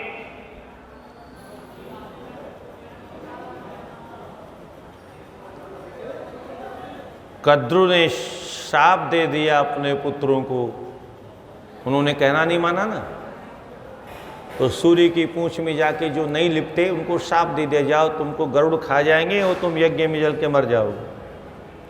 सर्पों ने विचार किया इसका परिष्कार कैसे होगा, तो अंतिम में निर्णय निकला, एक जरत्कारु नाम की ऋषि हैं, उनकी संतान हमें बचा सकती है। तो वासुकी, नाग इत्यादि सब नाग समुदाय अपनी बहन को लेके गए महर्षि जरत्कारू के साथ में विवाह करने के लिए, ताकि इससे जो संतान होगी वो हमारी रक्षा कर लेगी। अब ऋषि तो बड़े अक्खड़ थे, बड़े कड़े स्वभाव के, बड़े कोप करने वाले, क्रोध तो हमेशा भृगुटी पर रखा रहता था। दुर्वासा के भी नाना थे। महाराज आप, वो बड़ी लंबी कथा है, कैसे उनके पितरों को उन्होंने लटके हुए देखा और उनसे पूछा आप इस दशा में क्यों हो? बोले हमारा एक नालायक बेटा है, विवाह नहीं कर रहा है, हमको तर्पण उपलब्ध नहीं हो रहा है, पिंडदान उपलब्ध नहीं हो रहा है। तो फिर उन्होंने विवाह करने का निश्चय तो कर लिया, पर निश्चय क्या किया उसको सुनिए। जब वो वासुकी इत्यादि पहुँचे नाग लेकर के अपनी बहन को, तो बोले विवाह तो कर लूँगा, मेरी 2 शर्त है। एक तो उससे विवाह करूँगा जो मेरे नाम वाली होगी, जैसा मेरा नाम वैसा उसका नाम, और दूसरी शर्त अगर मेरा किंचित मात्र भी अपराध कर देगी उसी समय उसका त्याग कर दूंगा, उसी समय। वासुकीनाग बहुत प्रसन्न हुए, बोले महाराज जो आपका नाम है वही नाम इसका है, आप भी जरत्कारू ये भी जरत्कारू। बोले ये शर्त तो ठीक मिल गई, अब दूसरी शर्त के बारे में पूछो अपनी बहन से। बोले महाराज पूछना क्या है, हम कहते हैं जो आप आज्ञा करोगे वही मानेगी। बोलो ठीक, विवाह हो गया। एक दिन महर्षि जंघा पर मस्तिष्क रख कर सो रहे थे।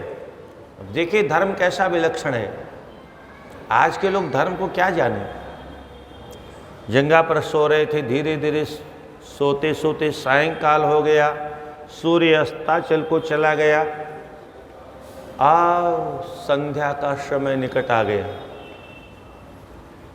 पत्नी ने कहा अगर अब पति को नहीं जगाया, राधे राधे, पति को नहीं जगाया तो सूर्यास्त हो जाएगा, और अगर सूर्यास्त हो गया तो मेरे पति के धर्म का लोप हो जाएगा, और पति के धर्म का लोप हो जाएगा तो मेरी पत्नी होने का अर्थ क्या है?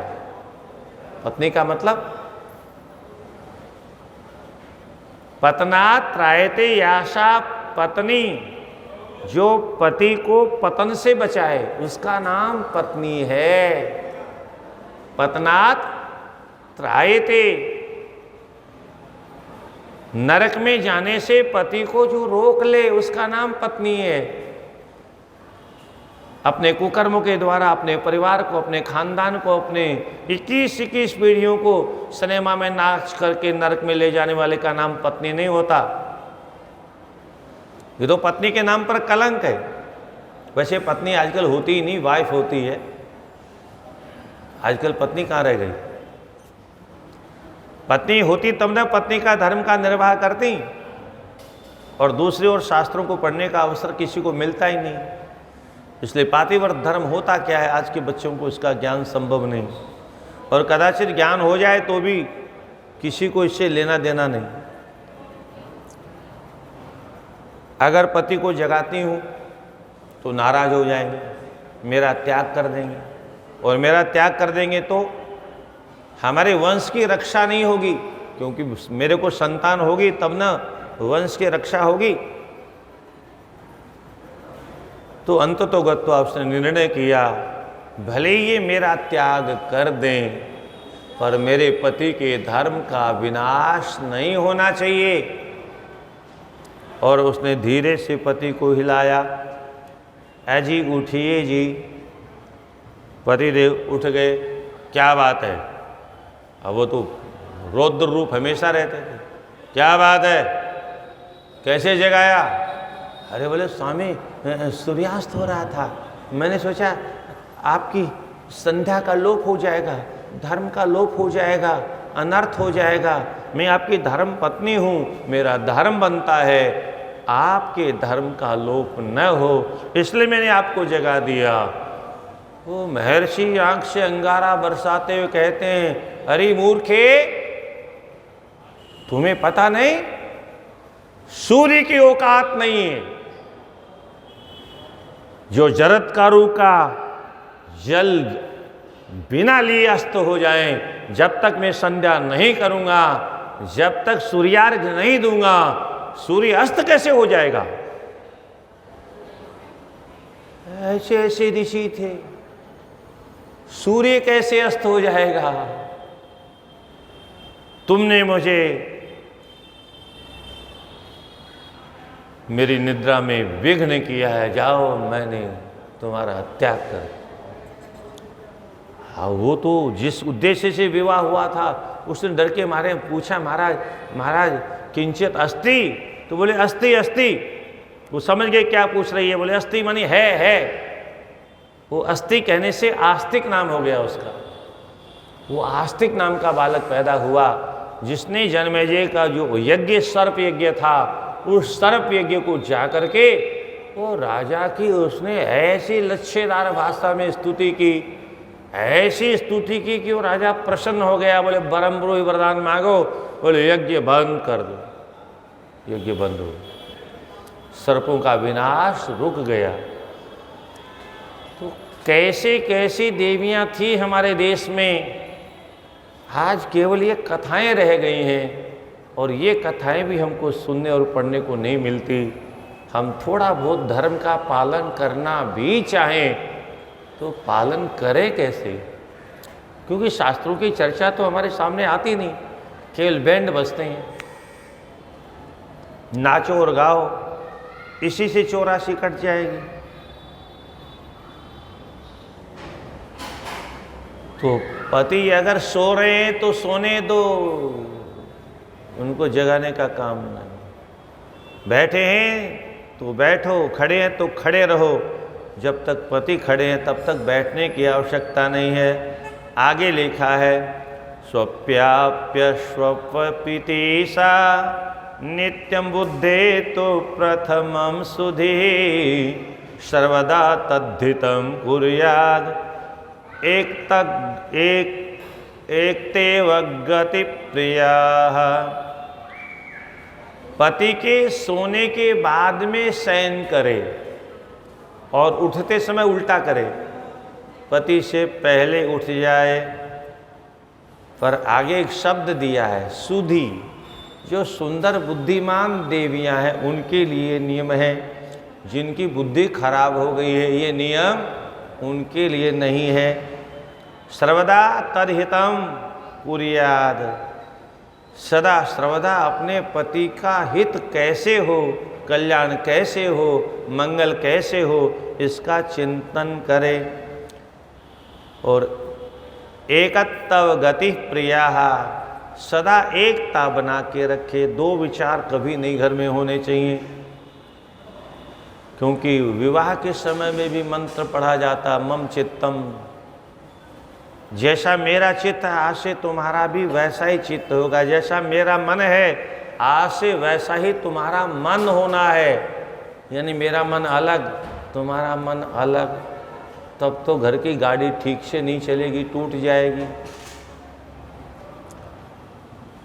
अलंकृत महात्मानं दर्शेन्न क्वचित् शिवे कुर्यार्थ प्रोषिते तस्मिन् भवेन्मण्डनवर्जिता। श्रृंगार किसके लिए करे? बोले अपने पति को प्रसन्न करने के लिए श्रृंगार करे।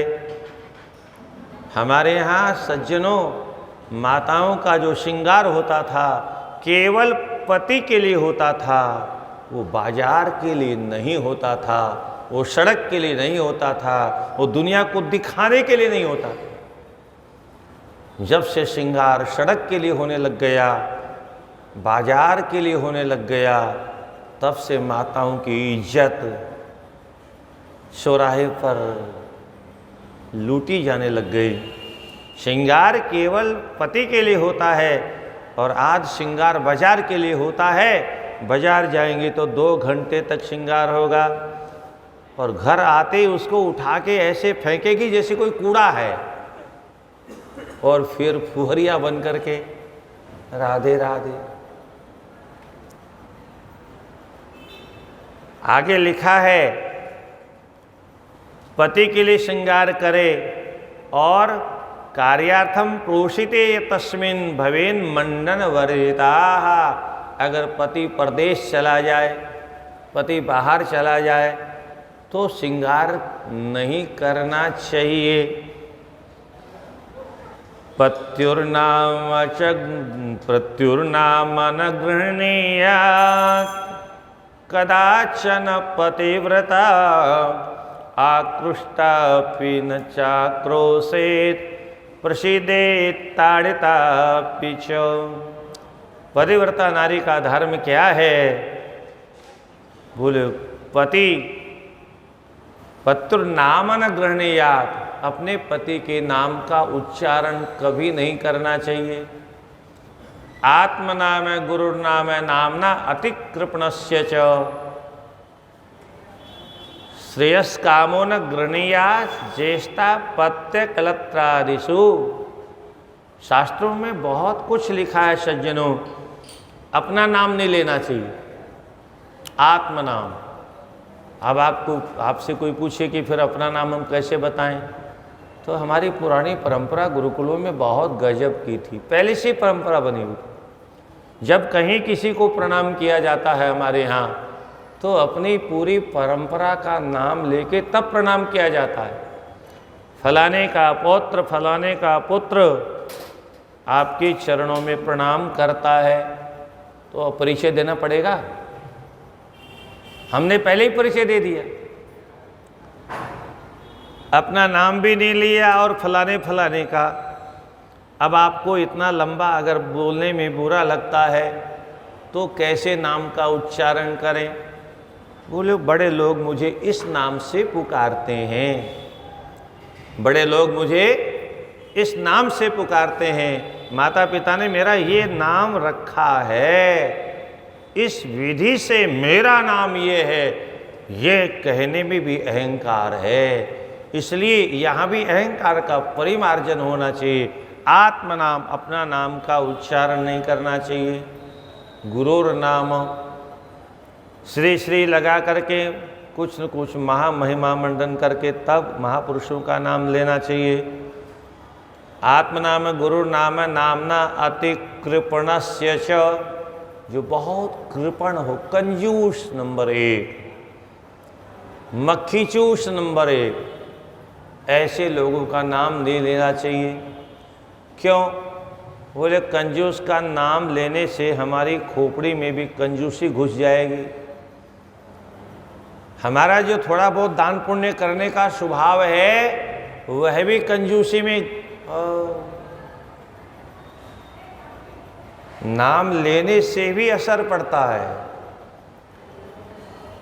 संगत करने से असर पड़ता है। पुराने सतयुग में तो कोई पापी अगर गांव में रहता था तो उस गांव को छोड़ने की विधि थी, इतना लंबा असर होता था। कलयुग में तो मात्र इतना ही है कि जहां वो दुष्ट रहे उसका साथ छोड़ दो तो तुम्हारा बचाव हो जाएगा, तुम्हारा कल्याण हो जाएगा, तुम्हारा मंगल हो जाएगा। परंतु अगर उसकी संगति हमने की तो कलयुग में भी कल्याण होने वाला नहीं है। इसलिए बरुभल बास नर करताता, दुष्ट संग जन दे विधाता, आत्मनाम गुरु नाम नामना अति कृपणस्य च, और श्रेयस कामो न गृह्णीयात्। ये किसके लिए कहा जा रहा है? बोले जो अपना कल्याण चाहता है उसके लिए। जो कल्याण चाहता ही नहीं है उसके लिए नहीं है। जो अपना मंगल चाहता है, जो अपना भला चाहता है, वो अपने बड़े बेटे का नाम न ले। इसलिए घरों में एक प्रेम का नाम, प्यार का नाम बोलते हैं, उसको कुछ भी नाम रख लेते हैं, उस नाम से बुलाते हैं। और कलत्रादिषु अपनी पत्नी का नाम नहीं लेते। अब पत्नी का नाम निषेध है, वाइफ का नाम निषेध नहीं है, राधे राधे। पति का नाम निषेध है और हस्बैंड का नाम थोड़े निषेध है। इसलिए जब से नाम बदल गया तब से व्यवस्था बदल गई। तो कार्यार्थे प्रोषिते तस्मिन् भवेन मंडन वर्जिताः, पत्युर्नाम न गृह्णीयात् कदाचन पतिव्रताः, आकृष्टापि न चाक्रोशे, अगर पति कभी नाराज हो जाए, क्रोधित हो जाए, तो भी क्रोध नहीं करना चाहिए। अच्छा, कोई सामने वाला मान लो गुस्से में हो गया, पति अथवा पत्नी दोनों में से कोई, बाप अथवा बेटा दोनों में से कोई एक को क्रोध आ ही गया, तो अब क्या करना चाहिए? मान लो आग लग गई कहीं, तो क्या करना चाहिए? उसको बुझाना चाहिए कि और आग लगानी चाहिए? है आग कैसे बुझेगी? आग में आग लगाने से तो आग बुझेगी नहीं। राधे राधे, राधे राधे। आग में पानी डालने से आग बुझेगी, ऐसा ही है ना? आग लगी हुई है और उसमें और आग लगा दो तो आग तो और भड़केगी और नुकसान करेगी। इसलिए क्या करना चाहिए? बोले आग कहीं लगी है तो फिर उसके लिए पानी चाहिए। तो पानी कहाँ से लाए? मान लो पानी नहीं है तो क्या करना चाहिए? बोले पति को आग लग गई तो पत्नी को पानी बन जाना चाहिए। राधे राधे। क्या?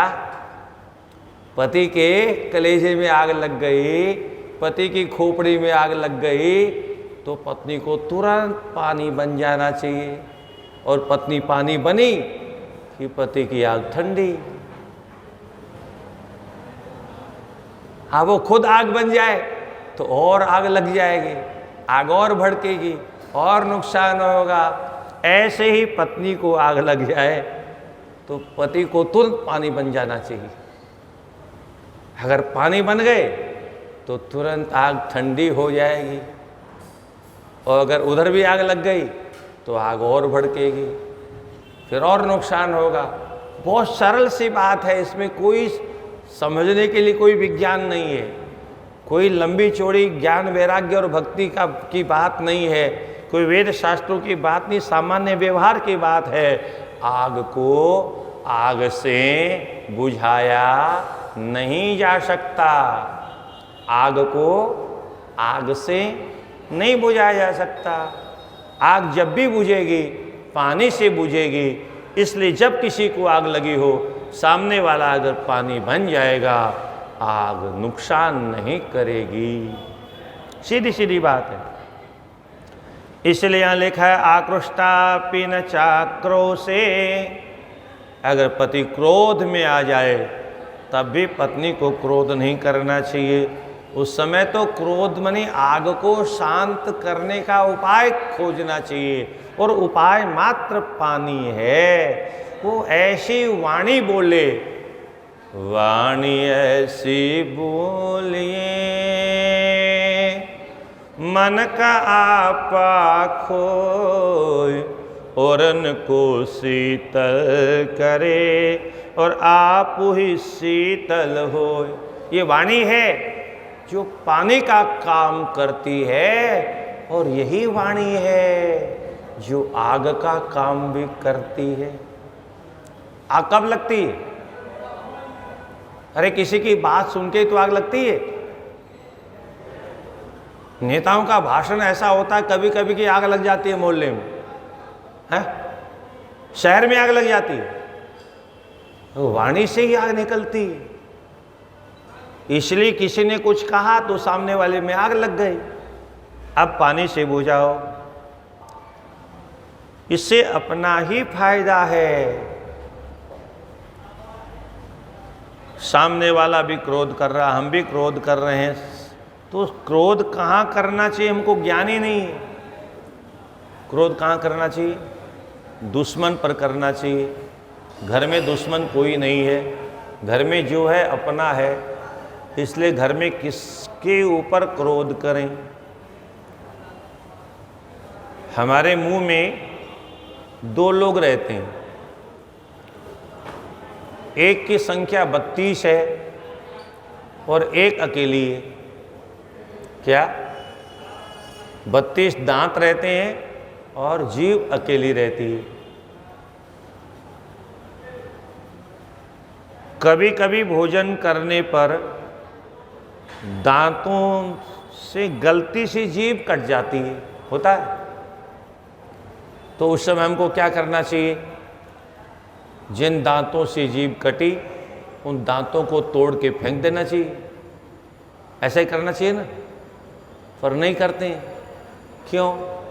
क्योंकि दोनों को एक ही जगह रहना है। दोनों को एक ही जगह रहना है, इसलिए वह जीव किसी से शिकायत करने भी नहीं जाती कि इसने काटा हमको। एडजस्ट, तुरंत परवाह नहीं की। इतना ज्ञान हमको व्यवहार में रोज होता है, क्योंकि जीभ भी अपनी है, दांत भी अपने हैं। दांतों का नुकसान हुआ तो अपना ही नुकसान होगा, इसलिए दांत मिल करके भी जीभ को अच्छी तरह से नहीं काट सकते। आप हिम्मत करके देखो, जरा काट के दिखा दो अपनी जीभ को। दांत तो 32 हैं क्या? अरे हमको रहने की कला आनी चाहिए। दांतों के बीच में भी हम सुरक्षित रह सकते हैं। दांतों के बीच में भी हम सुरक्षित रह सकते हैं, मतलब राक्षसों के बीच में भी हम सुरक्षित रह सकते हैं। ये जो मुंह में 32 दांत हैं किसी राक्षस से कम नहीं है। ये सब लक्कड़ पत्थर सब चबा जाते हैं, पर इन 32 राक्षसों की औकात नहीं कि जीभ को चबा जाए।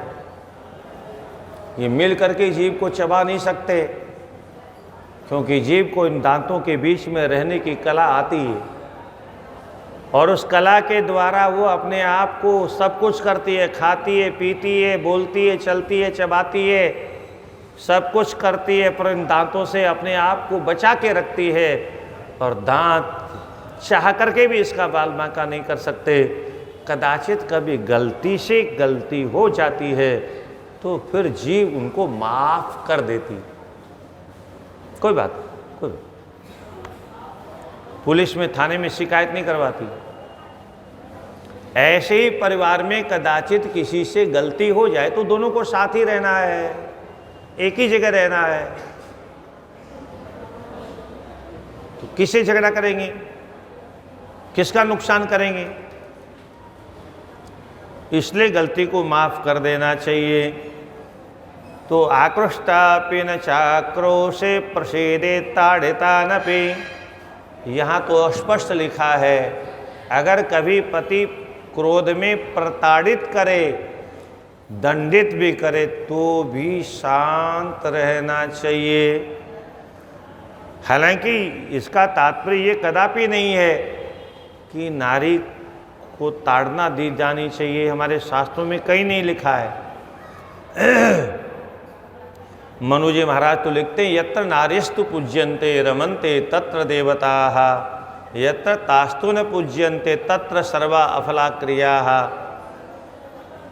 नारी ताड़न की अधिकारी नहीं है। तुलसीदास जी की चौपाई में आप लोग पढ़ते हो, उसका ठीक से अर्थ कोई समझता नहीं, व्यर्थ में खाली बवंडर करते हैं।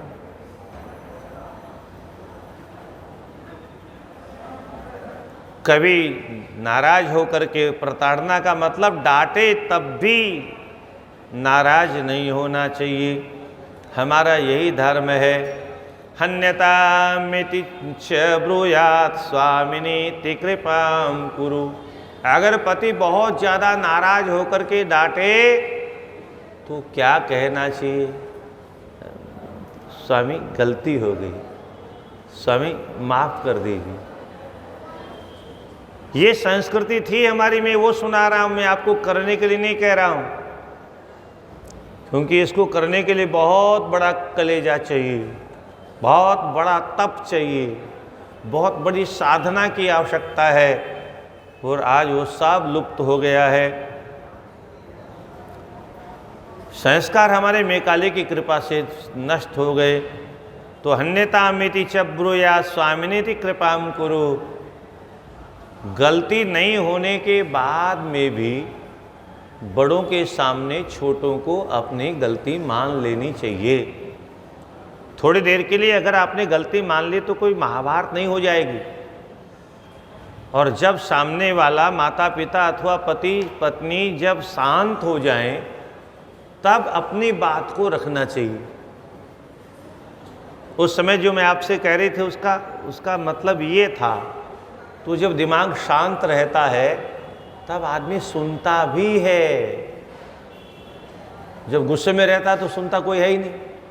अच्छा, मान लीजिए पति भी गुस्सा कर रहा है, पत्नी भी गुस्सा कर रही है, मान लीजिए पति भी बोल रहा है, पत्नी भी बोल रही है, दोनों बोल रहे हैं, ध्यान से सुनिएगा, दोनों बोल रहे हैं, सुन कौन रहा है? पति भी बोल रहा है, पत्नी भी सुन तो दोनों नहीं रहे हैं, तो पड़ोसी सुन रहे हैं, पड़ोसी सुन रहे हैं, मजा ले रहे हैं। आज मजा आया, इनके घर में महाभारत हो रही है। आहुता गृह कार्याणि त्यक्त्वा गच्छे तदंतिगम सत्वरम सांजलि प्रीत्या सुप्रणम्य वदेदिति। पतिव्रता स्त्री का नियम क्या है? घर में कोई भी काम कर रही हो, अगर पति ने आवाज़ दे दी तो सभी काम को छोड़ करके पति के पास पहुंच करके हाथ जोड़ करके पूछना चाहिए, स्वामी आपने दासी को क्यों याद किया, क्या आज्ञा है मेरे लिए? इस प्रकार से बोलना चाहिए। किमर्थम व्याहृता नाथ सप्रसादो विधीयते विधीयता तदादिष्टा चरित कर्म सुप्रसन्नेन चेतसा। अब पति ने दी आवाज, पत्नी कह रही है काहे को चिल्ला रहे हो, क्यों भौंक रहे हो? अरे कोई काम होगा, आजकल की युग है ये सब, आजकल ऐसा ही होता है अधिकतर। मेरे पास और कोई काम नहीं है, तुम्हारे पास बैठे रहूं? घर का काम कौन करेगा? 2-4 नौकरानी ले आओ।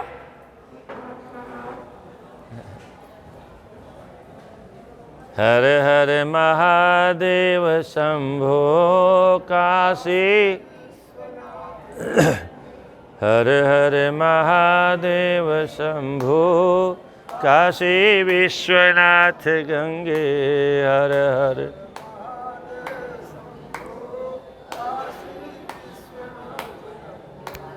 हर हर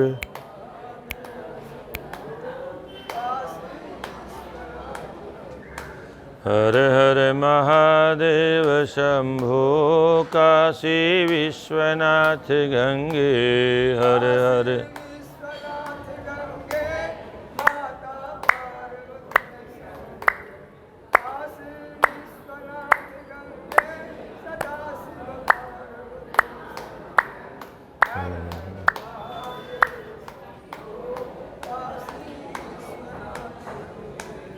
हर हर महादेव शंभो काशी विश्वनाथ गंगे हर हर महादेव शंभो काशी विश्वनाथ गंगे हर।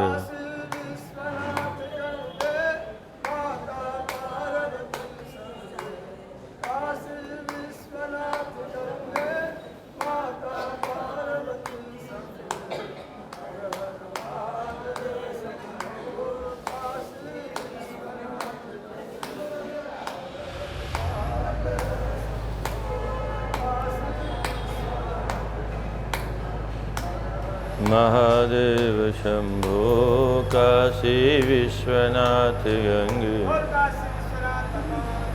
जय। तो बुलाने पर हाथ जोड़ करके सामने उपस्थित होकर के, हे नाथ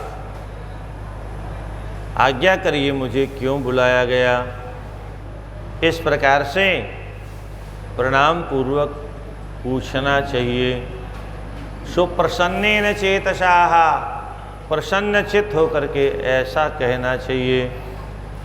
और चिरम तिष्ठेन च द्वारे गच्छेनेव परालये आदाय सत्तत्वं यद् किंचित् कस्मै चिन्ना अर्पयेत् क्वचित्।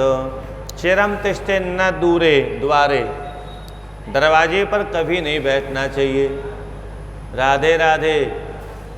दरवाजे पर कभी नहीं बैठना चाहिए।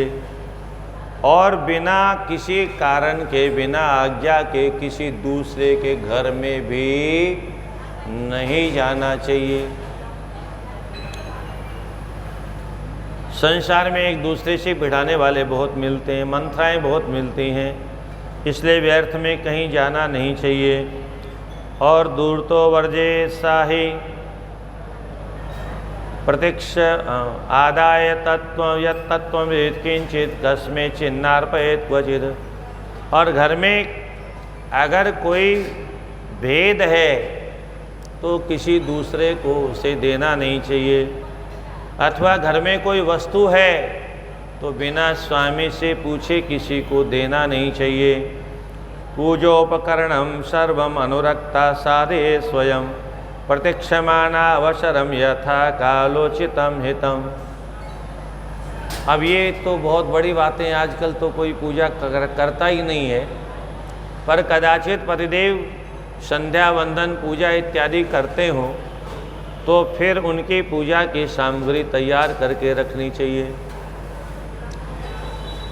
जैसे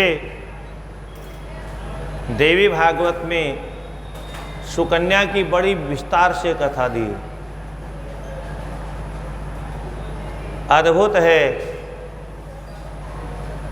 पिता विवाह नहीं करना चाहते हैं, बेटी कहती है महर्षि आपको शाप दे देंगे।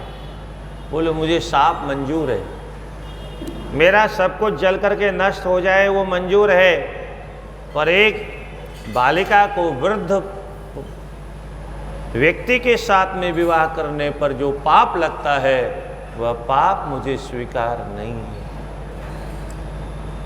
अंततः गत्वा बार बार बेटी के कहने पर विवाह कर दिया। अब कैसा युग था हमारे देश में, विवाह होने के बाद में वो बेटी कहती पिताजी ये मेरे रेशमी वस्त्र आप ले लीजिए और वलकल वस्त्र मुझे ला करके दीजिए, मेरे पति के अनुकूल ये सुंदर रेशमी वस्त्र नहीं है। सुन करके माँ का कलेजा बाहर हो आया, पिता का कलेजा बाहर हो आया, फूट फूट के रोने लगे, बेहोश हो गए माता पिता कि बेटी कह क्या रही, ये वलकल वस्त्र पहनेगी, हम तो जिद्दी मर जाएंगे। और आखिर में बहुत समझाने के बाद में उन्हें माता पिता को वलकल वस्त्र अपनी बेटी को लाके देने पड़े। और उसके बाद प्रातःकाल सायंकाल जो भी कंदमूल फल लेके आती है, अमनिया करती है, भोग लगाती है, पति को खिलाती है, बचा हुआ स्वयं खाती है और पति के चरणों में सर रख करके सो जाती है। सुबह उठने के बाद पति के उठने की प्रतीक्षा करती है।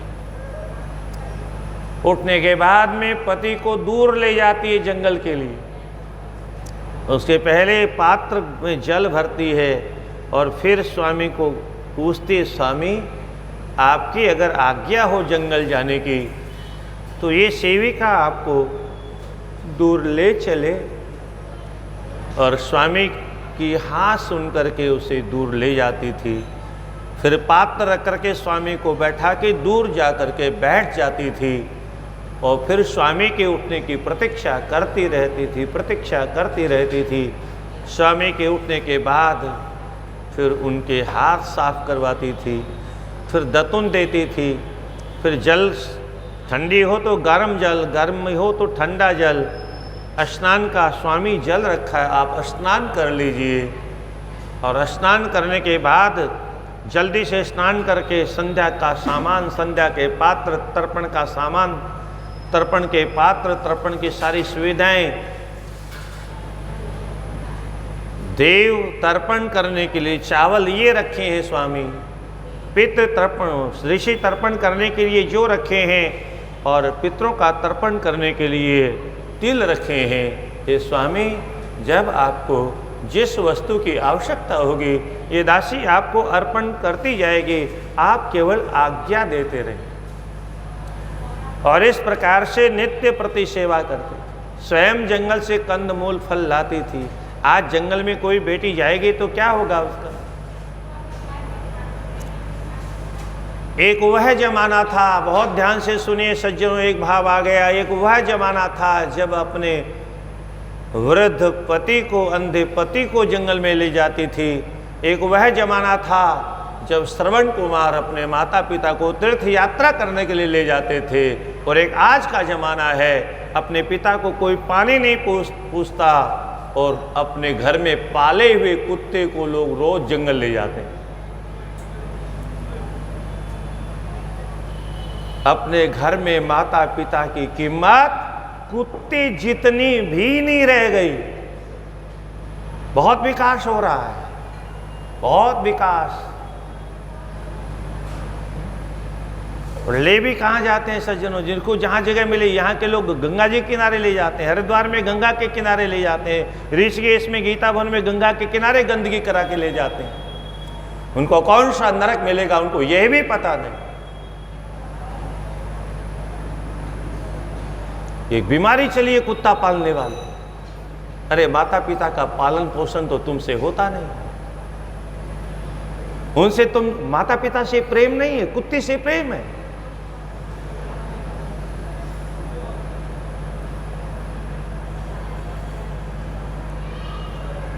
यही शिक्षा की कमी है सज्जनों, हमारे शास्त्रों की शिक्षा नहीं मिलने का यह दुष्परिणाम है कि आज हमारी ही संतान हमें वृद्धाश्रम का मार्ग दिखाती।